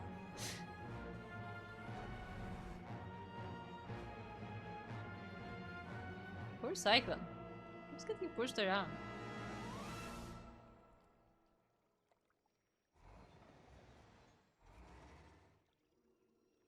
But yeah, Tortuga will try a different approach, a different angle at the attack. I mean, it is true that most of RadAir's forces are at the third base, so if he's able to walk straight into the natural, it may be nice. And that's exactly what he will try to do. Finding a nice position here. The tanks are being sieged, but the Colossus is here and 2 more are coming as well. The Protoss army is focusing the tanks first. It's mostly bio now. One of the tanks is still unsieged, but it will be getting dealt with soon anyway. There are Vikings for the Colossus, but there's not many of them and the entire Terran army is being destroyed. 8 probes were also killed, as well as some of the Protoss army, but you know, I have a feeling the Terran losses were a bit more severe, losing all the tanks, losing pretty much all of the army. And Tortuga is forced to go back home. Meanwhile, RadAir feels confident. He decides to move out with these 3 Colossi and some of the gateway units.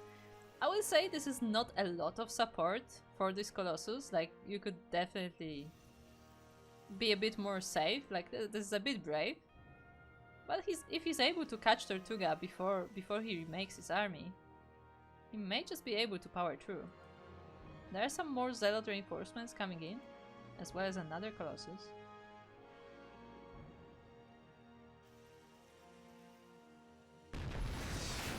And we are going straight in. There is 1 tank here.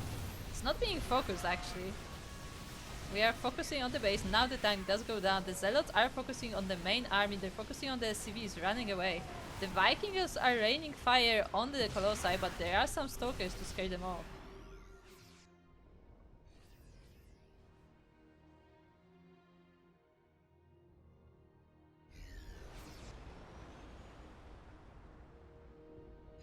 The base did have to be evacuated though, and it's halfway through the health. We'll see if it will get repaired. The Protoss is still nearby. It's actually being watched by that single SCV. It's like, I see you. But yeah, if RadAir decides to dive in once again, he may be able to snipe this orbital. He decides against it though. Decides to work on his upgrades. His Blink is about to be ready. Storm is on the way as well. The 4th base is getting saturated.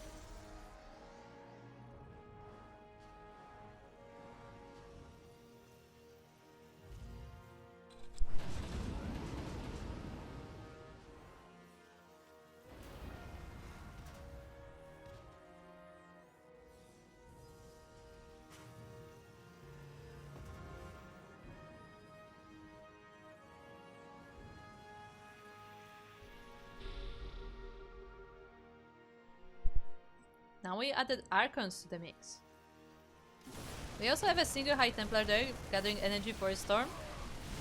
But I don't know if we will actually need it. We're going straight to this bio army. There are no ghosts here. And GG is called. RadAir will be taking game number 1.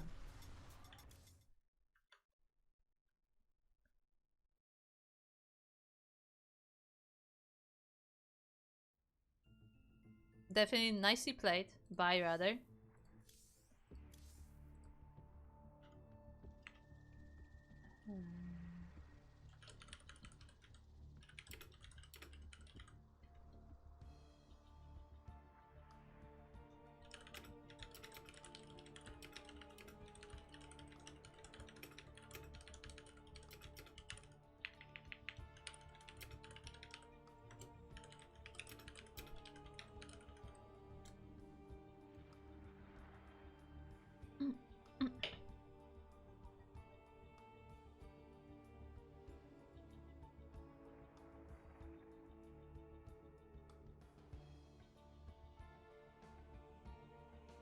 And we have picked our next map.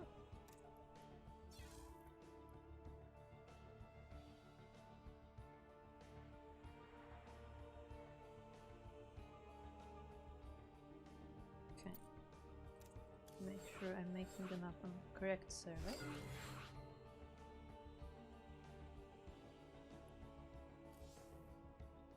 That's a new one. I didn't know that's how it works. Apparently I couldn't... I was making a lobby, and as I was loading into the lobby, I got a party invite, and that cancels the lobby. It's the first time I faced that.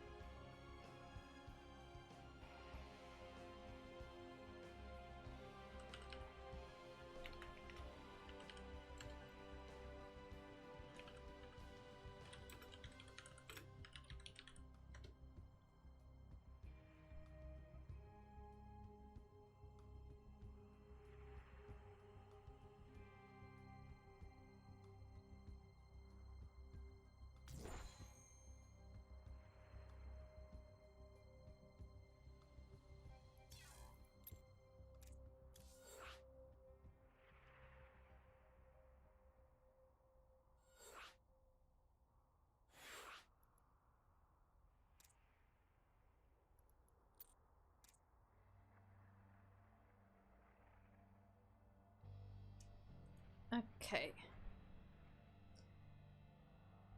Yes, we are getting our players ready. The map is being set up. And let's go for game number 2.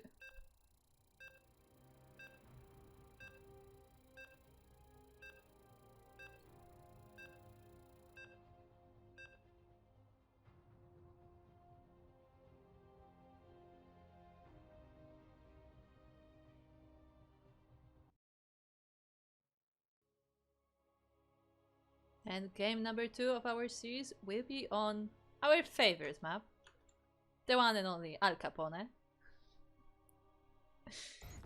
As we are now loaded in, and we are looking at the place of our blue Terran player, representing King SC.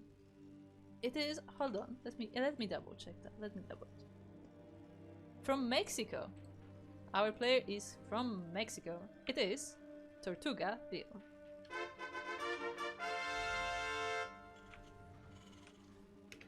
And across the map we have his Protoss opponent. It is, in the red, representing himself and OGJKO. It is from Australia, RadAir.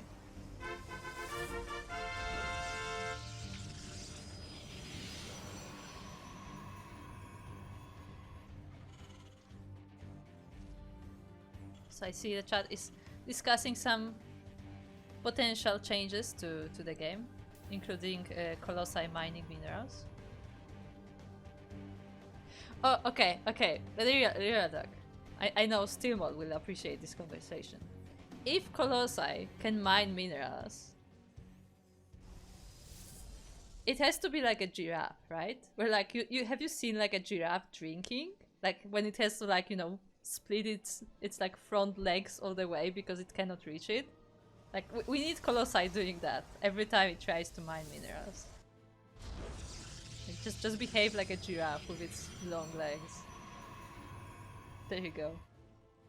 I think that would be hilarious. Mod makers get on it. I'm saying that as I literally watched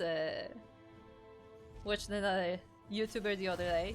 I have been watching a bit of Giant Grand Games, and there is a mod where the Colossi would, every time they shot, they would like spin their legs around and they would like shoot in a pattern. So believe me, mods can do a lot with this game.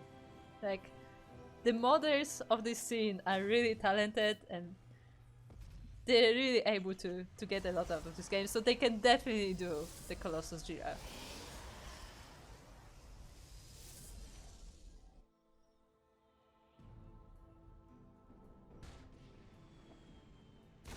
Meanwhile, the Reaper does get down the scouting probe eventually, and it's not going across the map.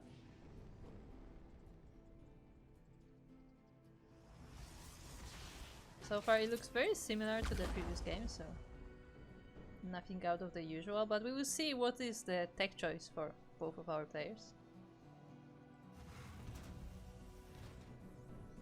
We do have that second CC before starport for Tortuga, and it is on location in the natural base.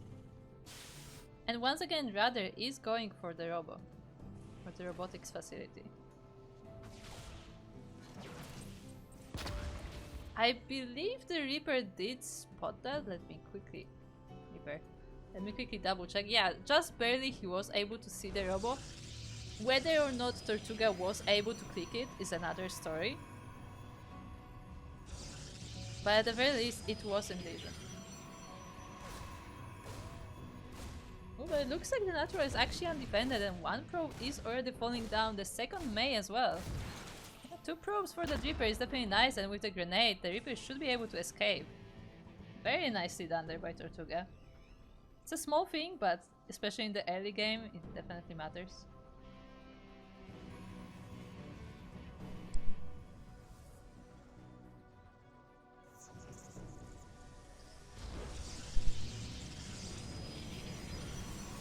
Still, they don't need to bend to cut the minerals, but they still need to pick them up, right?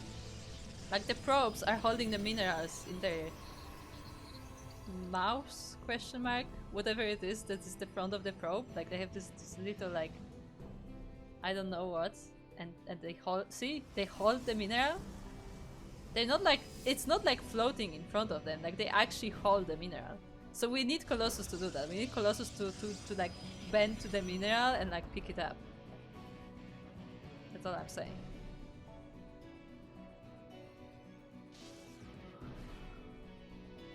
We're having the real conversations here in our amateur tournaments, okay? So the observer brother is being sniped. And we have the first move out of Tortuga together with some SCVs for the repair. So that will definitely be a strong push. The third base of RadAir is about to be set up. But I don't know if he can hold it. He has some of the stalkers, but they're mostly focused on the defense. They're still trying to hunt down the Reaper. Looks like RadAir is not aware of this push moving out. I mean, he did get his observer sniped. And this single stalker will not be able to defend his base. The third immediately has to be cancelled, and even the bunker is set up. Tortuga really committing to this push.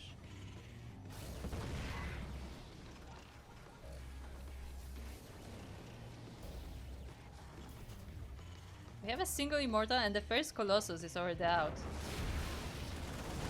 Tanks are sieging. There's not a lot of gateway army to support, but the tanks should be falling down. Yeah, looks like Tortuga was not able to set up his position here, and with the tanks gone and the bio as well, that will be it for this push. That does delay the third base quite significantly for RadAir, but Tortuga doesn't even have his out. He doesn't have a CC at all, right? Yeah, he has these 2 orbitals. He has not started to work on his third base, so it's just a 2 base turn. And it may just be it. I don't know if he's planning to actually take a third. He may just focus on attacking instead.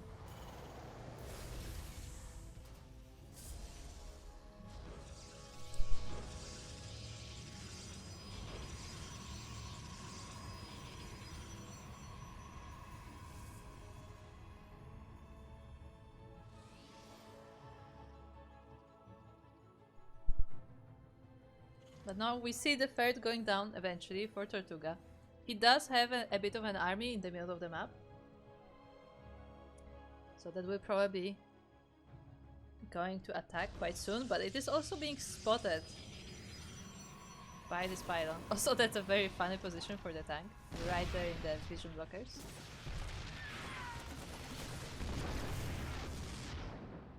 Also, chat is still not letting me win. Just let me make Giraffe Colossus, okay? Giraffe Colossus is funny.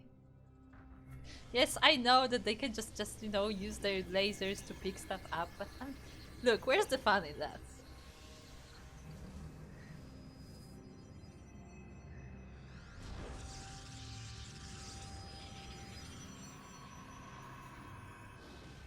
Yeah, RadAir is getting prepared to hold his third base.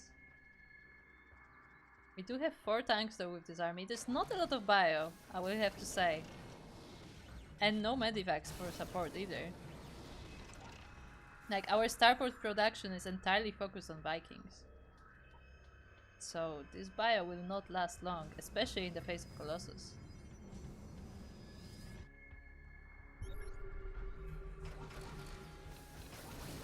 Bit of a scout from Tortuga. I guess he was checking if he was being watched. But it looks like at the same time the Protoss is moving out, the Zealots will meet the Terran army.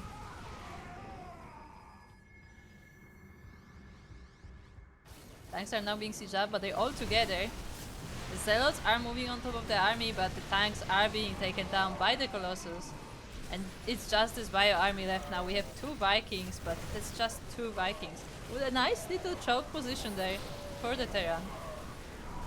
But the force field prevents the bio army from ever escaping.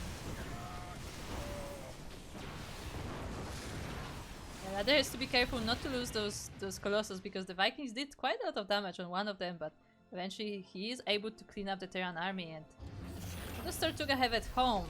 Not all that much. He has some bio army, he has a Viking. There are Widow Mines in production, but I don't think they will be ready, and he knows that as well. He evacuates the third base completely. But can he even hold the natural? Oh, the Zealots just stream in through the hole in the wall. The Widow Mine does a lot of friendly fire to the SCVs. And the Colossus will rain fire on everything else. The Protoss has broken the natural and is now going for the main base. It's just this bio army defending. The Vikings are doing a number on the Colossus, but there's still Gateway army to support as well. Tortuga is trying to hold this position the best that he can, but I don't know if he has the forces to do so. The Colossus are falling down, but that is it. RadAir will be taking the series 2-0 and advancing to the finals.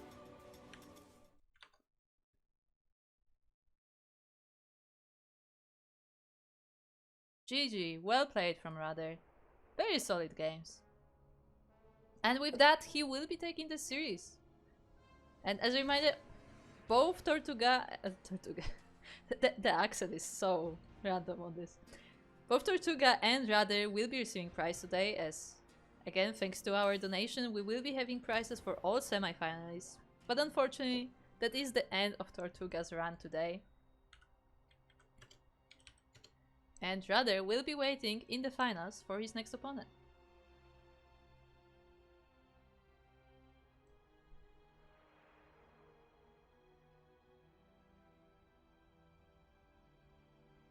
As we quickly take a look at the bracket.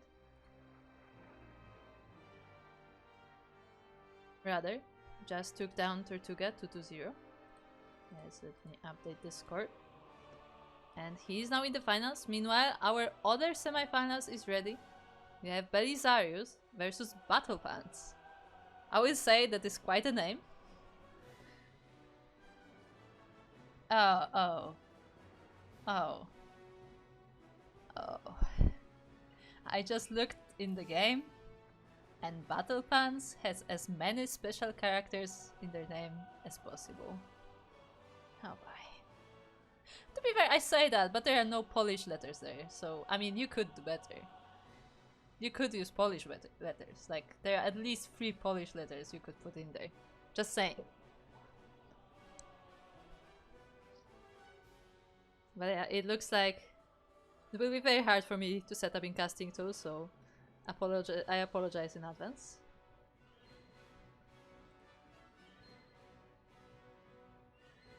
But that is a series that we will be getting ready for.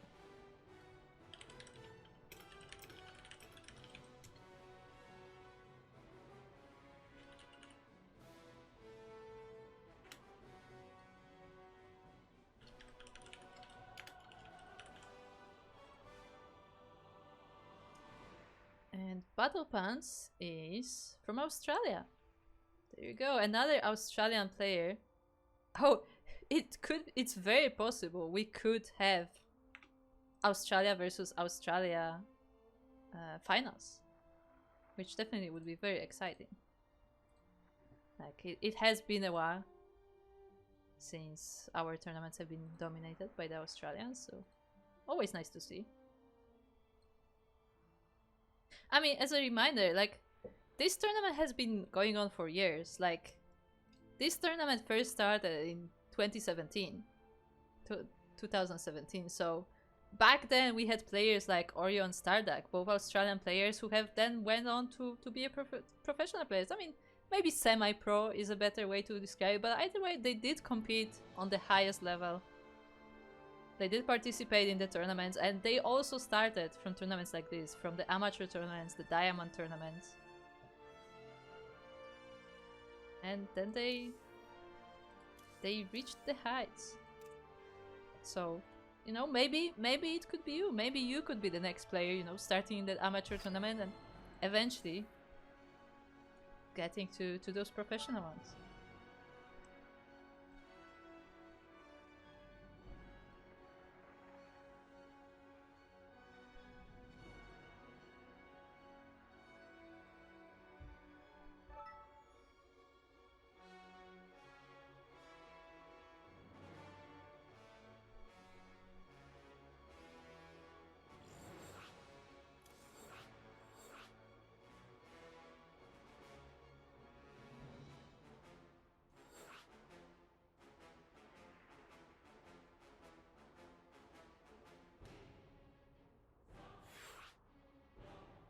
As we are now getting ready for the semifinals.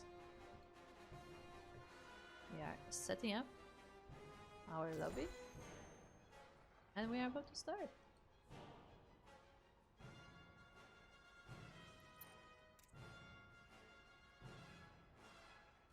Belisarius is ready. BattlePants is ready. Jeff, and we'll be loading into game number 1.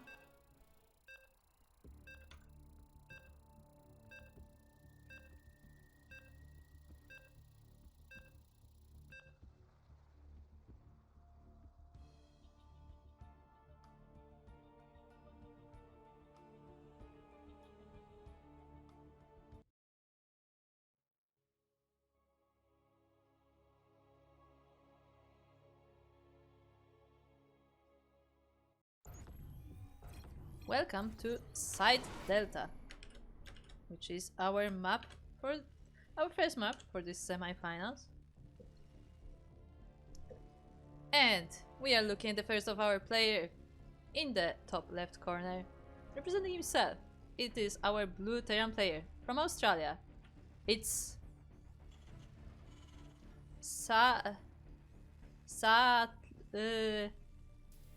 Pants. BattlePants. I try my best to read. Sorry, the A with the thingy is an O. Yeah, I forget how to read all these letters. It depends on the language too, because few languages use those. Anyway, across the map we have his opponent. It is in the red, the Polish Zerg player, Belisarius.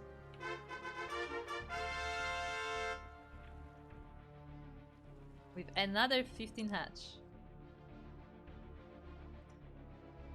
Yeah, Belisarius is not quite used to playing on the West server, but I mean, that is what happens when you play versus the Australians. By default, we do have West, Central West for our Australia versus Europe setup. As, you know, many of you, I'm sure know, but some of you don't, that like, you know, Australia does not get a really good ping to all these servers, and even though they technically on Americas, like, even playing on some of the Americas servers can be quite rough. So we try our best to make it as even as possible.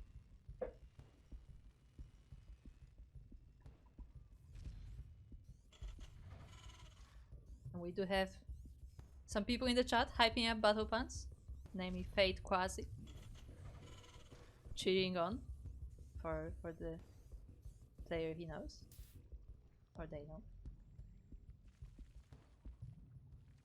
So I am ready to see what BattlePants has to offer. What kind of playstyle does he favor? So far it looks like it's pretty standard, just, you know, going for his Rex expand in the natural, not quite afraid of any cheeses coming his way. I don't think he sent an SCP scout. I might have missed it, but I don't think I've seen one. Instead we have that Reaper going across the map now. The Zerglings are actually nowhere to be found. The Queen will be enough to fend off the Reaper for now, but it will be able to freely move around. At the same time, the Zerglings are going across the map. They see the second Reaper as well, as it looks like we are opening with 2 Rex. Ooh, even getting a delay on that CC. Very nicely done there by Belisarius.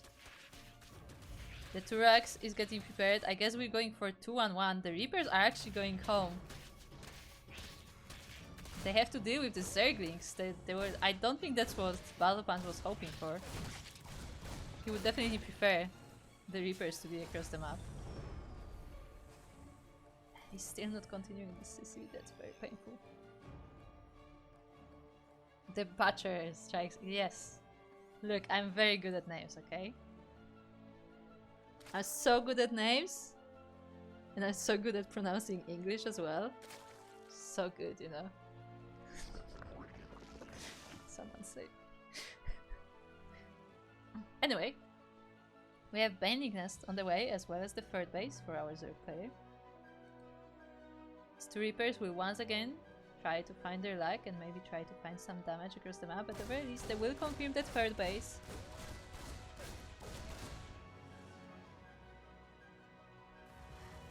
As 2-on-1 is progressing, we're making a third command center as well.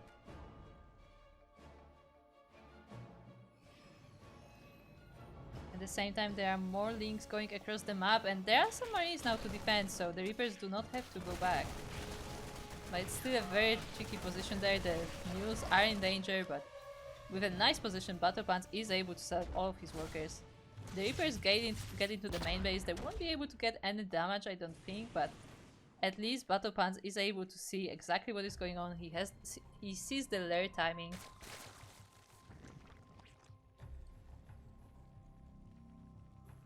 And he sees the links moving out of the base as well. Ooh, the Reapers get a bit caught, and at least one of them, both of them will be going down.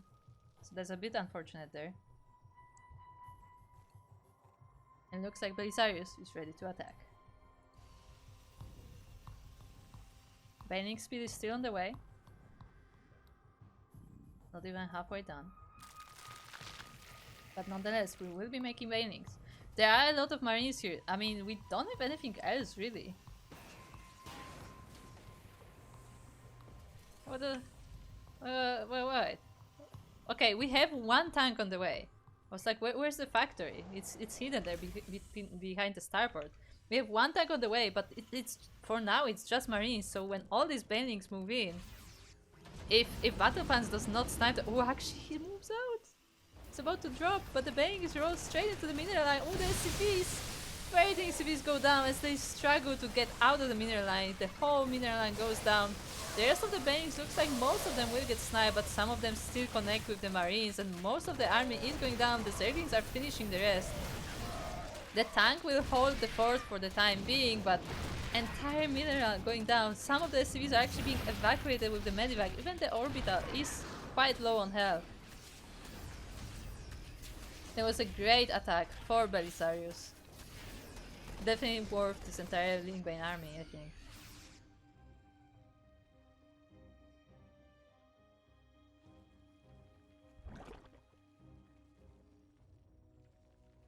And he's not stopping. Belisarius is making more Zerglings. He also has Hydra then already. The Hydra upgrades are on the way. Doesn't have any Hydras yet. But once they do pop out, they will be upgraded.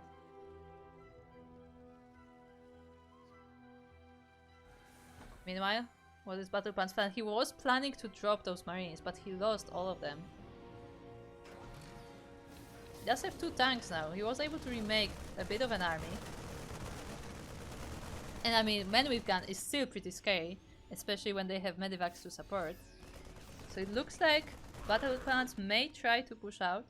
He also still hasn't landed his 3rd base. He does have the orbital ready. But it looks like it is time to put some pressure on the Zerg. We have Lingbane to defend. We have Nidus and Lurker then, both on the way. But we have to defend the threat that comes right now. Nice position from Belisarius. Already getting ready, setting up. And will BattlePants walk into the trap? Again, as I said, the one scary thing is that the army of the Zerg is not that big, as Belisarius is focusing on transitioning, but right now he's making more links and they will be out before BattlePants attack. This one tank is left alone.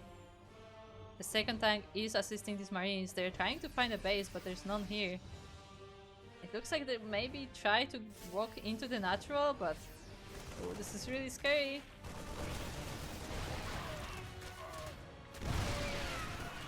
Banks are trying to find a way, but the Zergling gets on top of the tanks. One of them goes down, the 2nd will as well, and there's more Zerglings coming. A lot of Lingbane going the way of BattlePants. The Medivacs are escaping and they see the army coming the way of the Terran. We have a depot wall, but with all these Banelings, it doesn't stand a chance. We have one more tank, but the SCVs are completely defenseless, and the entire Mineral will be going down once again. But actually looks, a lot of the SCVs were saved. They're quite low on health, so they could be finished off. The Medivacs are trying their best to save them. At the same time, the army is going down. More Zerglings are queued in. They're slowly coming to this base, but they're coming one by one, which is definitely an advantage for BattlePants, as he's able to deal with most of them. But as he was being distracted on the front, we do have a Nidus Worm in the main base. It's actually kind of covered by the orbital of the Terran. And the Zerglings are popping out in the main base. BattlePants is forced to drop his forces into the main to defend. At the same time, we have another attack coming. Once again, going for the main base, I assume. Or, sorry, the natural. Yeah, Belisarius morphing the Banelings. The Mega! Thank you for the sub. Thank you for resubscribing. It's been so long since I've seen the Mega in this chat. Long time no see. Yeah, the Mega, one of the Latin American players. Anyway, we have another drop from BattlePants, but he is getting surrounded by the Zerglings. I mean, Marines generally do well versus Zerglings, but they are starting to suffer losses, and we have another Nidus in the main base.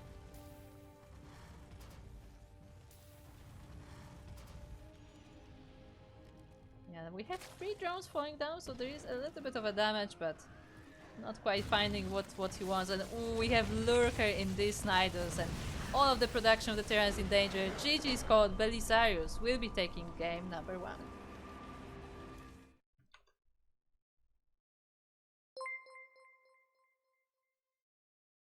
Yeah, very intense game from Belisarius.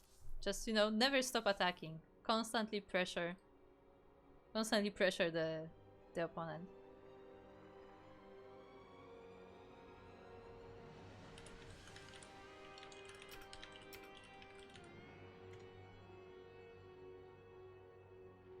And, you know, Belisarius just never let go, and he was able to overpower the Terrans slowly but surely. And when the Lurkers move in, you know, a lot of Terrans in the chat will tell you, when the Lurkers move in, That's it.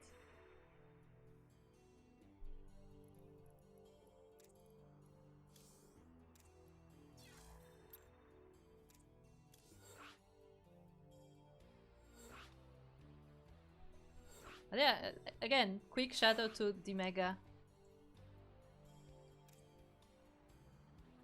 A Latin American player, frequent watcher of our channel. It's good to see you again. And thank you for subscribing.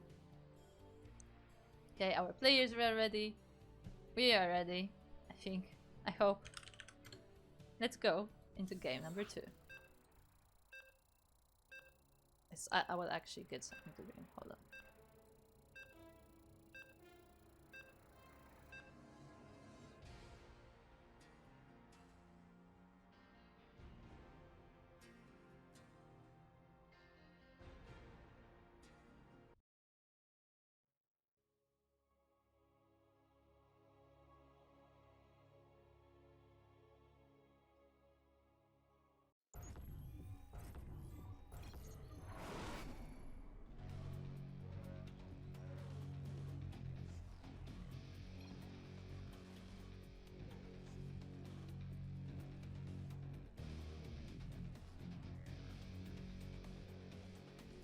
Okay, I am back, and I didn't even spill the drink.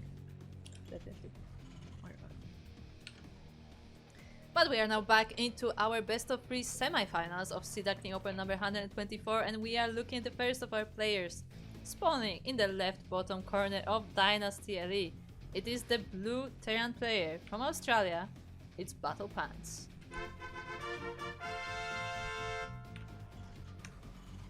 And across the map, the opponent, it is the red Zerg player from Poland. I believe representing the Void, it is Belisarius.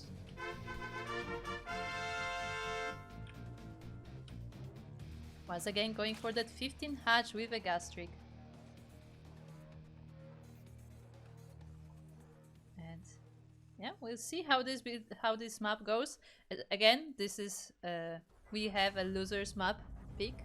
So this is the choice of BattlePants. He decided to play on Dynasty, and I do wonder if he has something prepared for this map.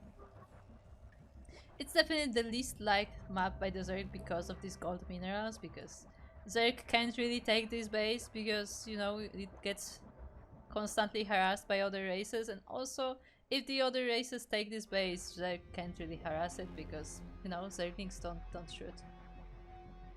To be fair, Zealots don't either, but you have other options early in the game. For Zerg, it is a little bit harder. So the Mega is getting destroyed by Italian Summer. Oh no. Yeah, I mean, it's the south of Europe. It can definitely get quite extreme, from what I heard. But yeah, you should definitely play in our EU stuff. Tomorrow we have Sparkling Tuna Cup at 11 AM CEST. So if you happen to have some free time in the before noon on a Sunday, then yeah, make sure to sign up. Again, Sparkling Tuna Cup is open to everyone, no matter what region they come from, no matter what rank they play at.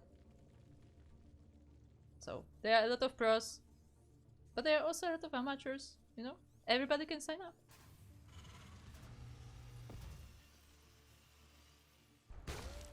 Ooh, the Reaper actually snipes the first 2 more. Very nice. It's like a little victory, but it's still a bit of a victory. Oh, and looks like the drone. Oh, I think BattlePants didn't actually see the drone, but the drone got scared nonetheless, and Belisarius goes for a bailing nest instead. That was, like, I feel like Belisarius could get lucky and just slip by, but he decided not to try his luck, and, you know, he decided to delay his third base for a little bit.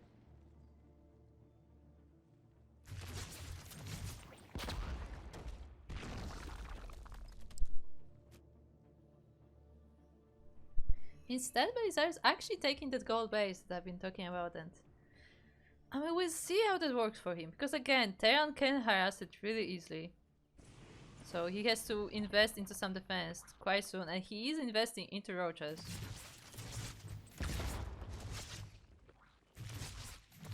Oh, the Reaper actually getting stuck between the drones and it will be taken down by the Queen without taking drones down. It also did not scout the Roach Warren. So that's very important to know, that the Reaper was not able to see what's going on. I think it saw the lair because it's been morphing for a while.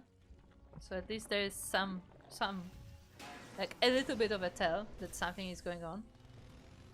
But didn't quite get the critical information there.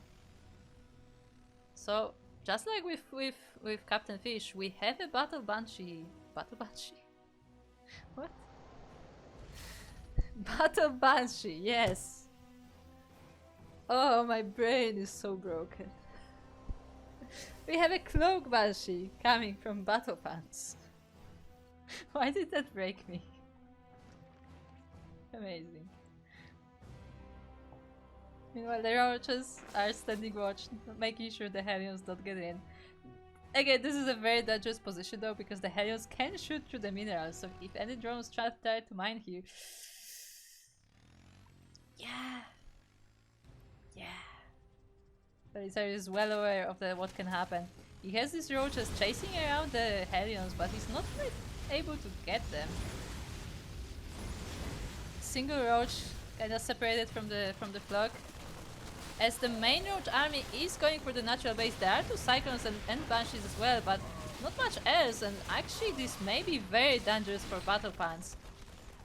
Belisarius is very dedicated to this attack. His main the main army of BattlePants is these Hellions that are across the map. So even if the Banshees and the Cyclones eventually deal with the roaches, like a lot of the CVs will be going down. 7 in total already dead. Now the Hellions are coming back. Again, they don't do a lot of damage against the roaches though, and the Zerglings are here to reinforce. Yeah, I mean, this will be fended off eventually, but 9 SCVs? Not ideal. That said though, roaches also are quite costly. So, you know, in the end, I'm not quite sure who was victorious here, because 11 roaches is nothing to scoff at, and again, you have to invest a lot of resources in that, so to lose all of them is also not ideal. We do see though that Belisarius is changing his strategy completely. He is going for a Spire. Ooh, one of the Banshees actually flies too close to the sun and is taken down by the Spore. The other one is taking a lot of damage. For 2 drones, that's definitely not worth it. So we have a lot of static defense here to make sure that the gold base mining can be commencing.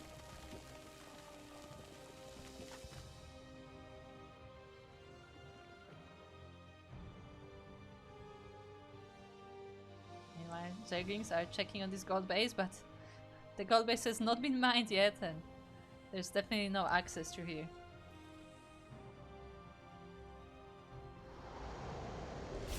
Oh, as we have a lot of mules. A lot.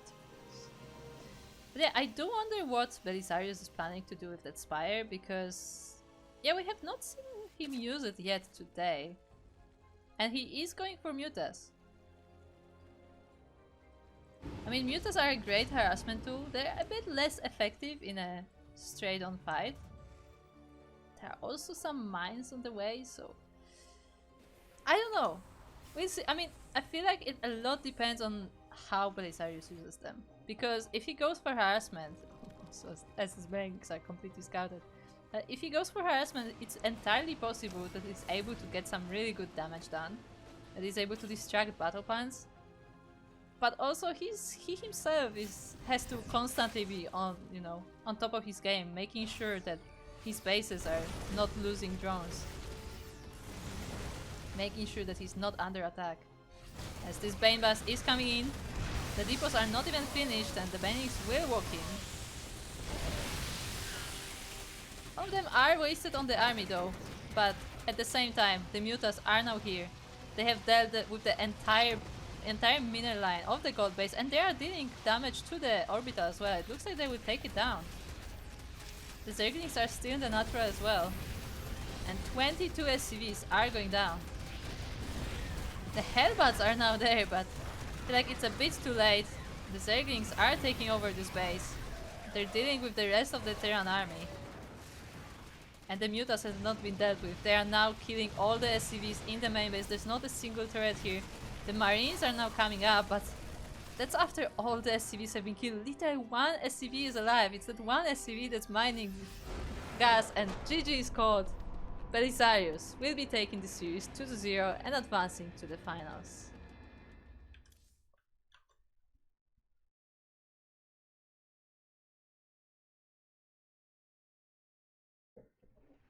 GG, well played.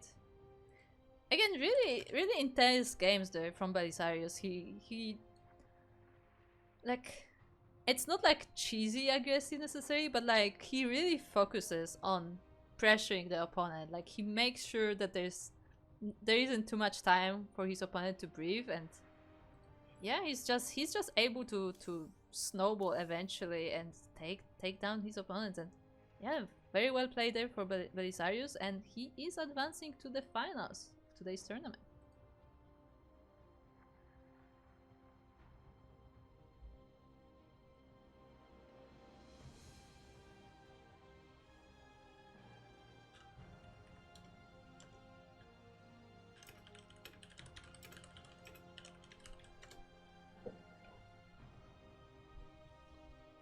And with that, we know who the finalists are. Let us quickly look at our bracket. As a reminder, RadAir did take down Tortuga 2-0, and Belisarius took BattlePants 2-0 as well.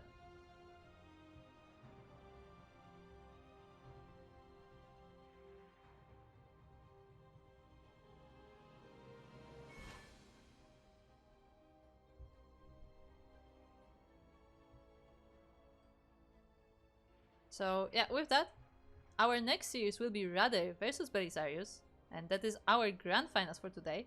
As a reminder, both of our players who have lost in the semifinals, both Tortuga and BattlePants, will be receiving their own prize as well, thanks to our contributor.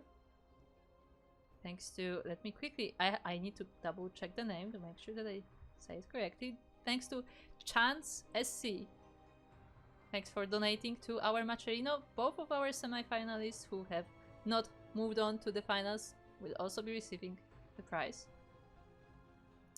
But in the meantime, we will take some time to set up these finals as well as the random raffle. So I will see you guys in 5 minutes. Make sure to restock on your snacks, restock on your drinks, and be here to make sure to find out who's the raffle winner and who's the tournament winner for this month. See you soon.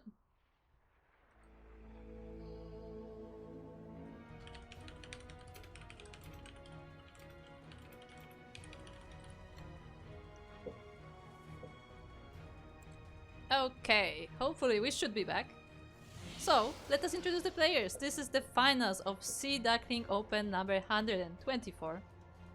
And in the top left corner we have our yellow Protoss player, representing himself and JK, I guess. From Australia, it's RadAir. And across the map we have our purple Zerg player, this time representing the Void and the country of Poland. It is Belisarius.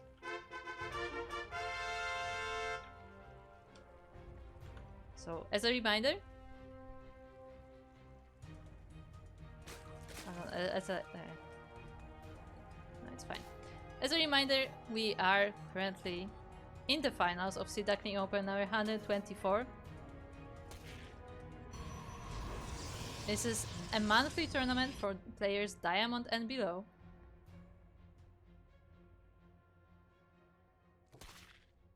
And yeah, and we have RadAir versus Belisarius, who have quite interesting runs, very nice games. But it looks like this game will be a bit more aggressive, as we already have the 6 Lynx trying their best to harass the Protoss player, but there is a wall there, and it doesn't look like much can be done. I would say this cyber core is quite forward. It is a bit vulnerable, but it looks like the Zerglings are focusing on the gateway instead.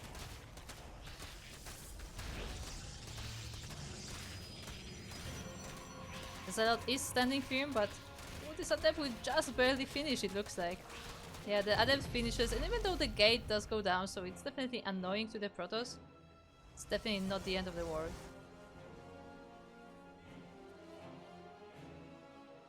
Meanwhile, Belisarius, you know, just droning up his 2 bases. He just made these few links for the harassment at the beginning of the game.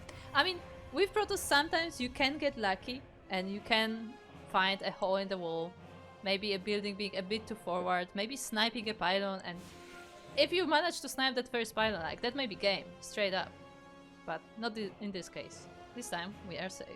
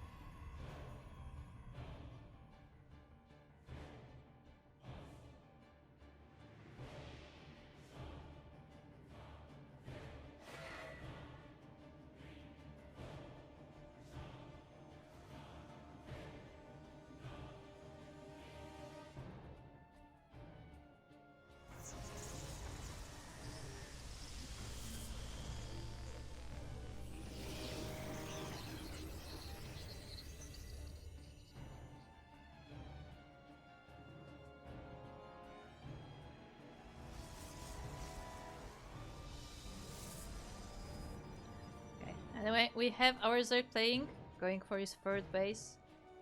As RadAir is actually he is not going for a robo in the PvZ. I mean, he does have a robo, but he is going for the Twilight Council. So we will be seeing some Twilight Council upgrades on these units quite soon. Meanwhile, Belisarius going for both Bendingness and George Warren. Very interesting choice.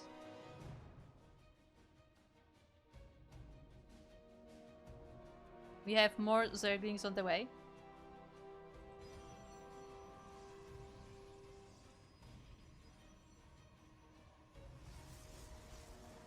We have this forward adept here, which may potentially get surrounded, but it looks like the rest of the wall should be safe. But this is a very interesting position. Ah, this is a Bane Bus, yeah. Belisarius was waiting for that Bendingness to be finished, and he will try to bust that wall. RadAir may be able to spot this though. Yeah, the adept is moving to this 3rd base location and sees all the Banings morphing.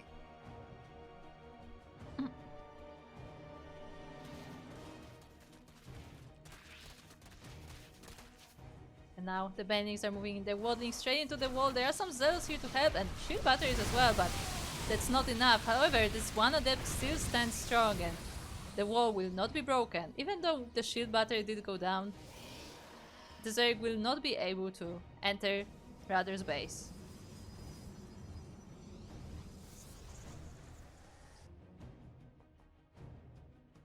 But this is not the end. We have round 2 getting prepared. There's more Link Bane on the way. It looks like once again Belisarius wants to focus on the aggression. RadAir in the meantime is working on charge, but again he has to focus on this defense. Once again the Banings are waddling in and they're actually able to take down the pylons, which is quite important. One of the gateways is unpowered, and so is the Cybercore, although it's not really needed powered anymore. But still, losing one of the gateways is very annoying. I wouldn't say it's like painful, considering there's a bunch of gateways, there's 6 in the main base, so I mean it's not a lot, but it's still a bit annoying to lose that bit of production. But it looks like RadAir has finally amassed enough army and now he's going on for a counter-attack. Meanwhile, on the other side of the map we have Link Bane. The Banings still don't have speed, which is important to point out. But when facing Zealots, I don't know how much speed is important, because I mean they will be clashing either way.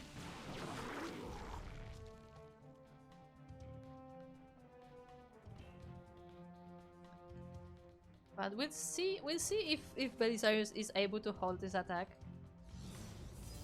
I would say the Protoss army is not like crazy strong here. Ooh, exactly what I was saying. The Zealots run straight into the Banings and most of them are taken down. Now the Zerglings roll in. The Immortals are in danger. They have no support now. There is some juggling here with that War Priest, but I don't know if that's enough. I mean, there's so many Zerglings. But it looks like with the reinforcements, it's just maybe... There's still one Immortal. The reinforcements are there, but I think just barely Belisarius has enough to hold this attack. But he only holds it for now. There are more zealots in force. One immortal survives, and with that army, RadAir decides to press the issue. There are still Zerglings here, so the immortal is in danger. But it is being saved by the War Prism. Looks like Belisarius is not targeting these fresh Warpins, so RadAir is able to reinforce, but all of these zealots immediately fall to the Banelings. And now the attack is finally cleaned up. RadAir doesn't let go. He tries as much as he can to get as much damage as he can. But this will be all. All the Immortals go down, all the Zealots go down, and I'm not exactly sure if that attack was worth it. Like, it did well on the beginning. I don't know. It did a lot of damage to the army. Like, it destroyed the entire Zerg army, but I feel like the longer RadAir stayed there, the more damage it actually did to him. Oh, he even walled himself in and will have to use the Zealots to open the gates, while at the same time the Zerg army of Roaches, Ravagers and Banelings is already at the doors. And RadAir will not be able to remake his army quite quickly. He did have 3 Immortals, but all 3 of them did go down. He's sending some Zealot harassment across the map, but with only 1 Immortal and a few Zealots, I don't know if he's able to stop this Roach army. Yeah, the Immortal even gets trapped right out of the Robo, and the Zerg is now in the main base. GG's called. Belisarius will be taking game number 1.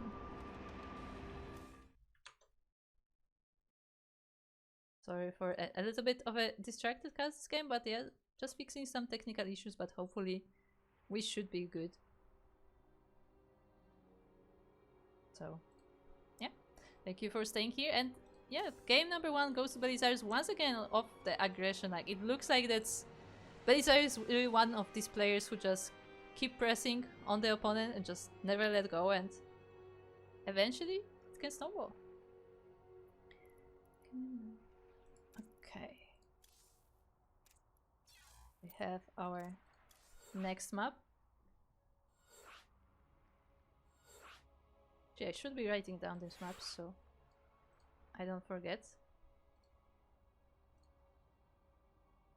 So we have Ghost River first and Ocean one.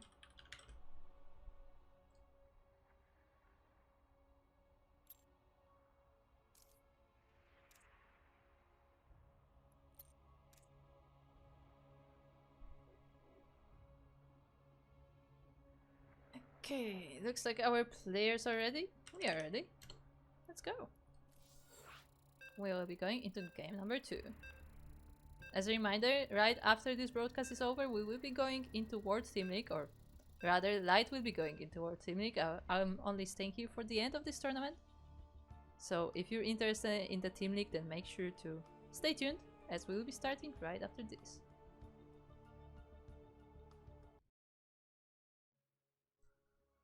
But we still have to finish our finals here. The finals of the monthly Diamond and Below tournament. So we have the 2 of our players on Oceanborn. As a reminder, this is a best of 5, so we have only just begun. And in the bottom right corner of Oceanborn, we have the first of our player in the yellow from Australia. It is RadAir.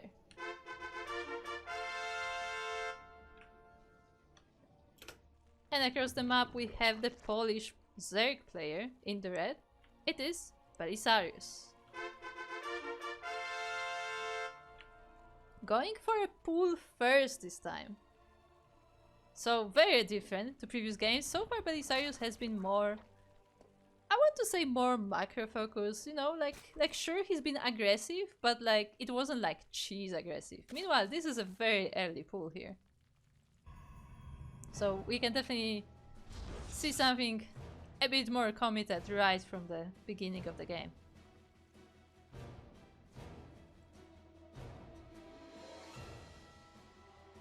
Now we have this probe going across the map, and this is crucial scout because RadAir does not know yet what is going on, but he soon will. He sees that there is no natural base, which is already quite scary. He sees the drone going down, but yeah, now he sees the base. The pool is already finished. There is no gas. This is just Zerglings. And the Zerglings are already on the way. The second base is taken. but we will see if it will even be used. To be fair, it probably will. You know what? It may actually not be as aggressive as I thought it will be. As I thought it would be. Because we are not getting speed. Like, those are slow links. Nonetheless, we have 6 links going across the map and the wall is ready. There is no hole in this wall.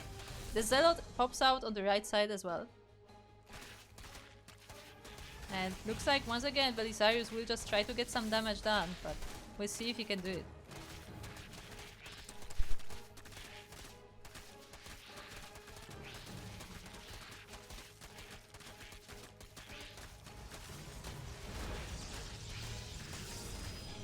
For now it looks like that core will be going down, so the warp gate will be very delayed for RadAir. He does already have 2 adepts on the way though, so the adepts should be able to finish unless Belisarius can take down all these pylons.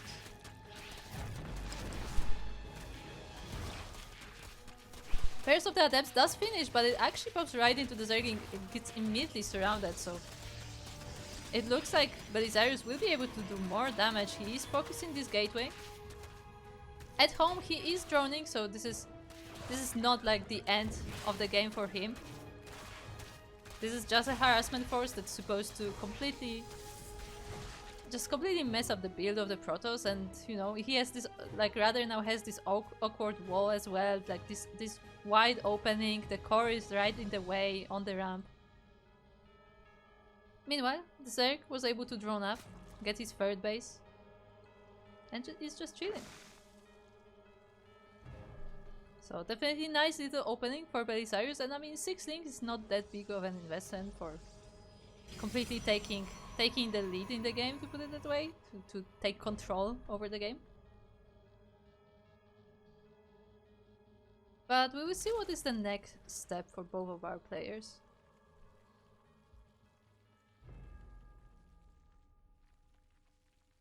Once again, RadAir opening with the Drobo.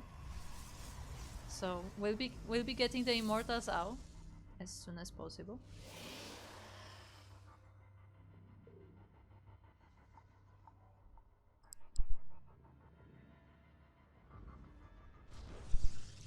Meanwhile, once again, Belisarius going for the Baning Nest and Roach Warren.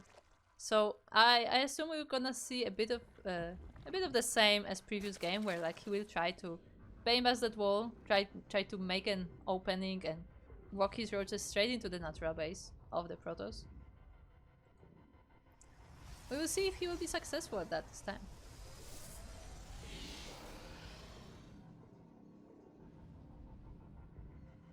First Immortal is already on the way. We have a Twilight Council finishing as well. Charge is being started immediately. And we see how much our Zerg player commits to this. The lair is almost finished. It's halfway through. So there will be Roach speed soon enough, but it won't be before the Immortal is already out. And even though this wall is very awkward, I mean, it's still quite defendable. But we have the Banings prepared. They will probably try to deal with these gateway units in the middle.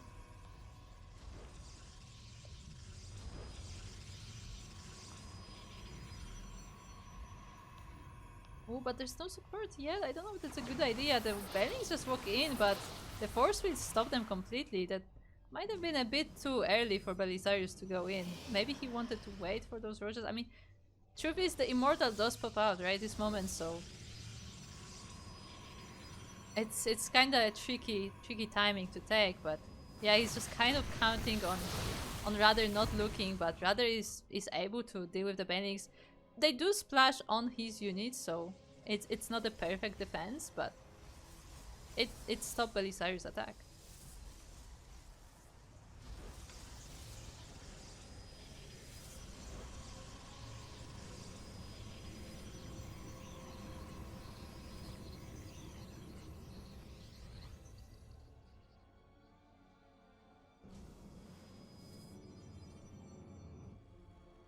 Meanwhile, the Roach army is being prepared. We have more Banelings on the way as well. Once again, those Banelings are mostly for Bane busting, for busting that wall. Of course they do help versus Zealots as well, so there's that, but that's why they don't really need the speed.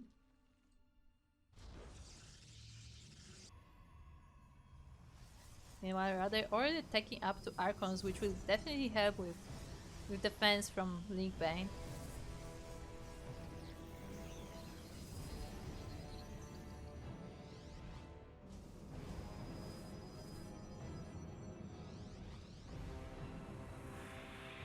It looks like RadAir is getting ready for a move out. I mean, he still has to take a third base, so it may be also like a bit of a poke to get that third base safely, but either way, he will put some pressure on the Zerg for in return.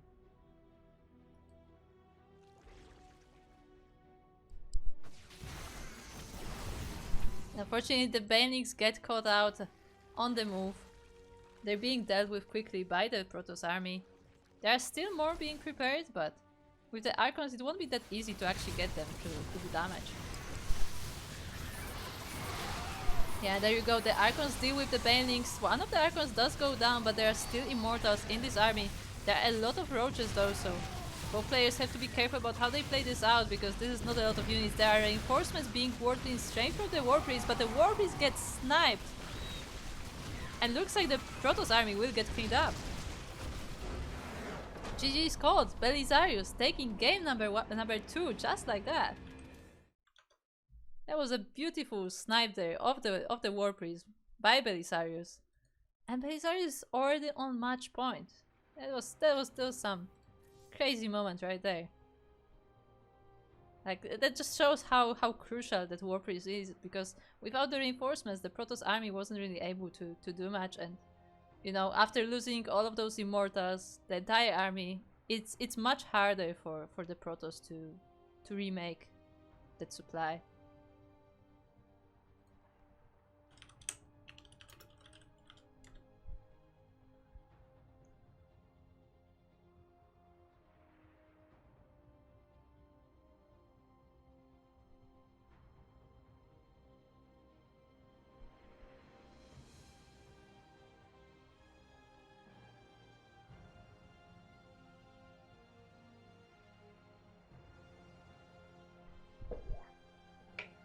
We are waiting for the players to be ready.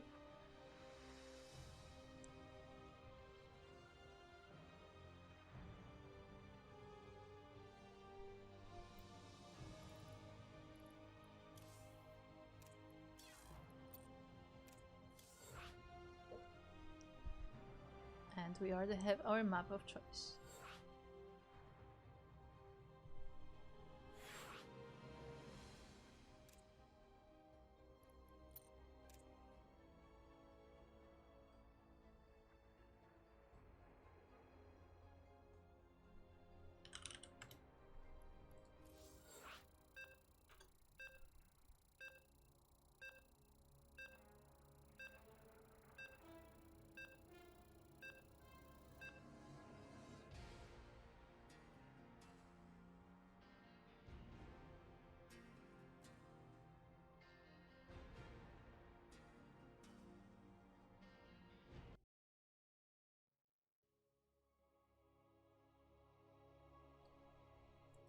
And we are now loading into Al Capone LE, our favorite.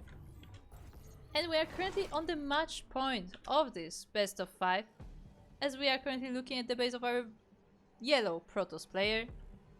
From Australia, it is RadAir. And across the map, the opponent currently 2-0 in this series, so just needs one more win to take this entire tournament. It is the Polish player, the Red Zerg, Belisarius.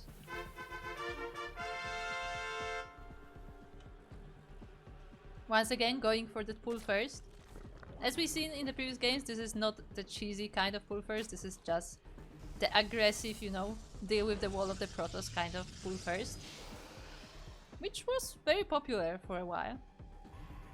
I'm not sure if that's still the case.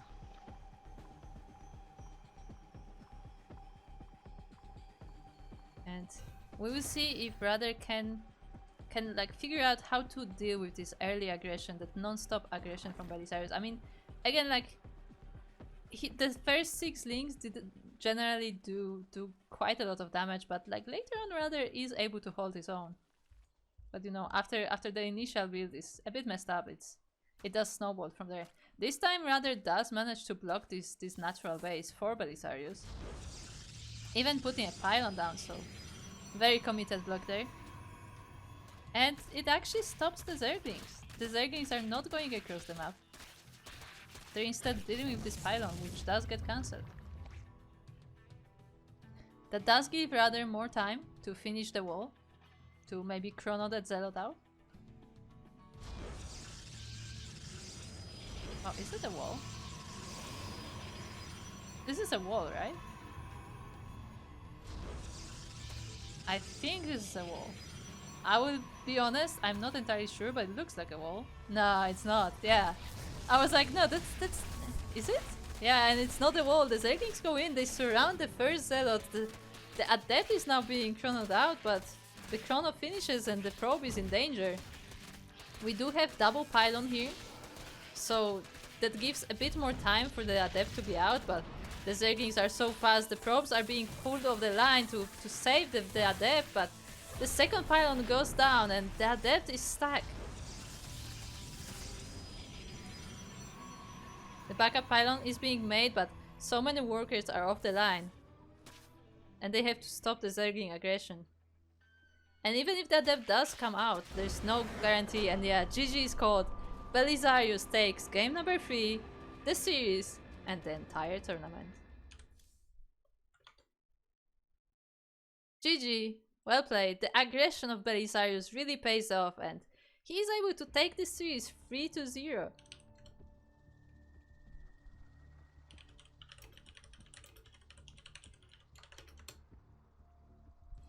So congratulations to the winner of this month's Sea Duckling Open number 124, the Diamond and Below tournament. It is Belisarius for this month. And yeah, congratulations! As a reminder, we did have a contributor today, so all of our semi-finalists and finalists will be getting some prize money, as well as BattlePants, who did win the random raffle. So all of you, make sure to join the Macherino to receive your prize. And yeah, this will be it for today's tournament. We can quickly look at the bracket. As yeah, I have to update the score. It's okay. But yeah, we have Belisarius taking this finals 3-0. Very nicely done. Very aggressive play. In general, Belisarius seems to be the kind of player who does really well just snowballing the aggression. And we have seen a bunch of their matches today, so it was great to see. We had also some honorable mentions like Captainfisch. Captainfisch also did really well in his own series. And we have seen small improvements even in his games as well, so that's always nice to see. And yeah, if you enjoyed this tournament, then make sure to follow our channel, make sure to follow us on our social. We do have the Twitch channel, we have the YouTube channel, we also have a bunch of socials like Twitter or X. We have Mastodon, we have Blue Sky, we have Instagram, we have Facebook, so wherever you are on the socials, you probably are able to follow us. So if you want to see more of these tournaments, then make sure to check us out there. We also have a Discord server. The Discord server is our main hub of information, so if you want any more information about the CranKy Ducklings, then make sure to check us out there. Other than that, the tournaments like this one, Sea Duckling Open, as well as Masters World Open, our Masters Amateur Tournament, as well as Sparkling Tuna Cup, which is tomorrow, our weekly open tournament for all levels and all regions. All of those tournaments are funded via Patreon. So if you want to make sure that these tournaments keep running and make sure that they keep growing, then check us out on Patreon. Consider becoming a member. It can be a $1 membership, it can be whatever other amount that you are able to spare. So check us out, check out the Patreon, and consider supporting this tournament. If you see on the bottom, there's currently the Patreon goal. $320 monthly is our Patreon goal for increasing the prize pool for Sparkling Tuna Cups because they are played by professional players. So we think that it would be nice to you know, give them a bit of a prize pool. So if you also want to support all these players playing in the weekly tournaments, then consider supporting us. Other than that, I will be finishing this very soon because the WTL has already started. It's been half an hour and Light is ready to go. So if you want some puppy casting of the World Team League, then you are in the right place. And yeah, stay tuned. World Team League starting right after this. With that, I am Kuro, also known as 60 Squad Sanseki. And I will see you again for another Ducklings Amateur tournament. Or maybe a Polish tournament. See you then.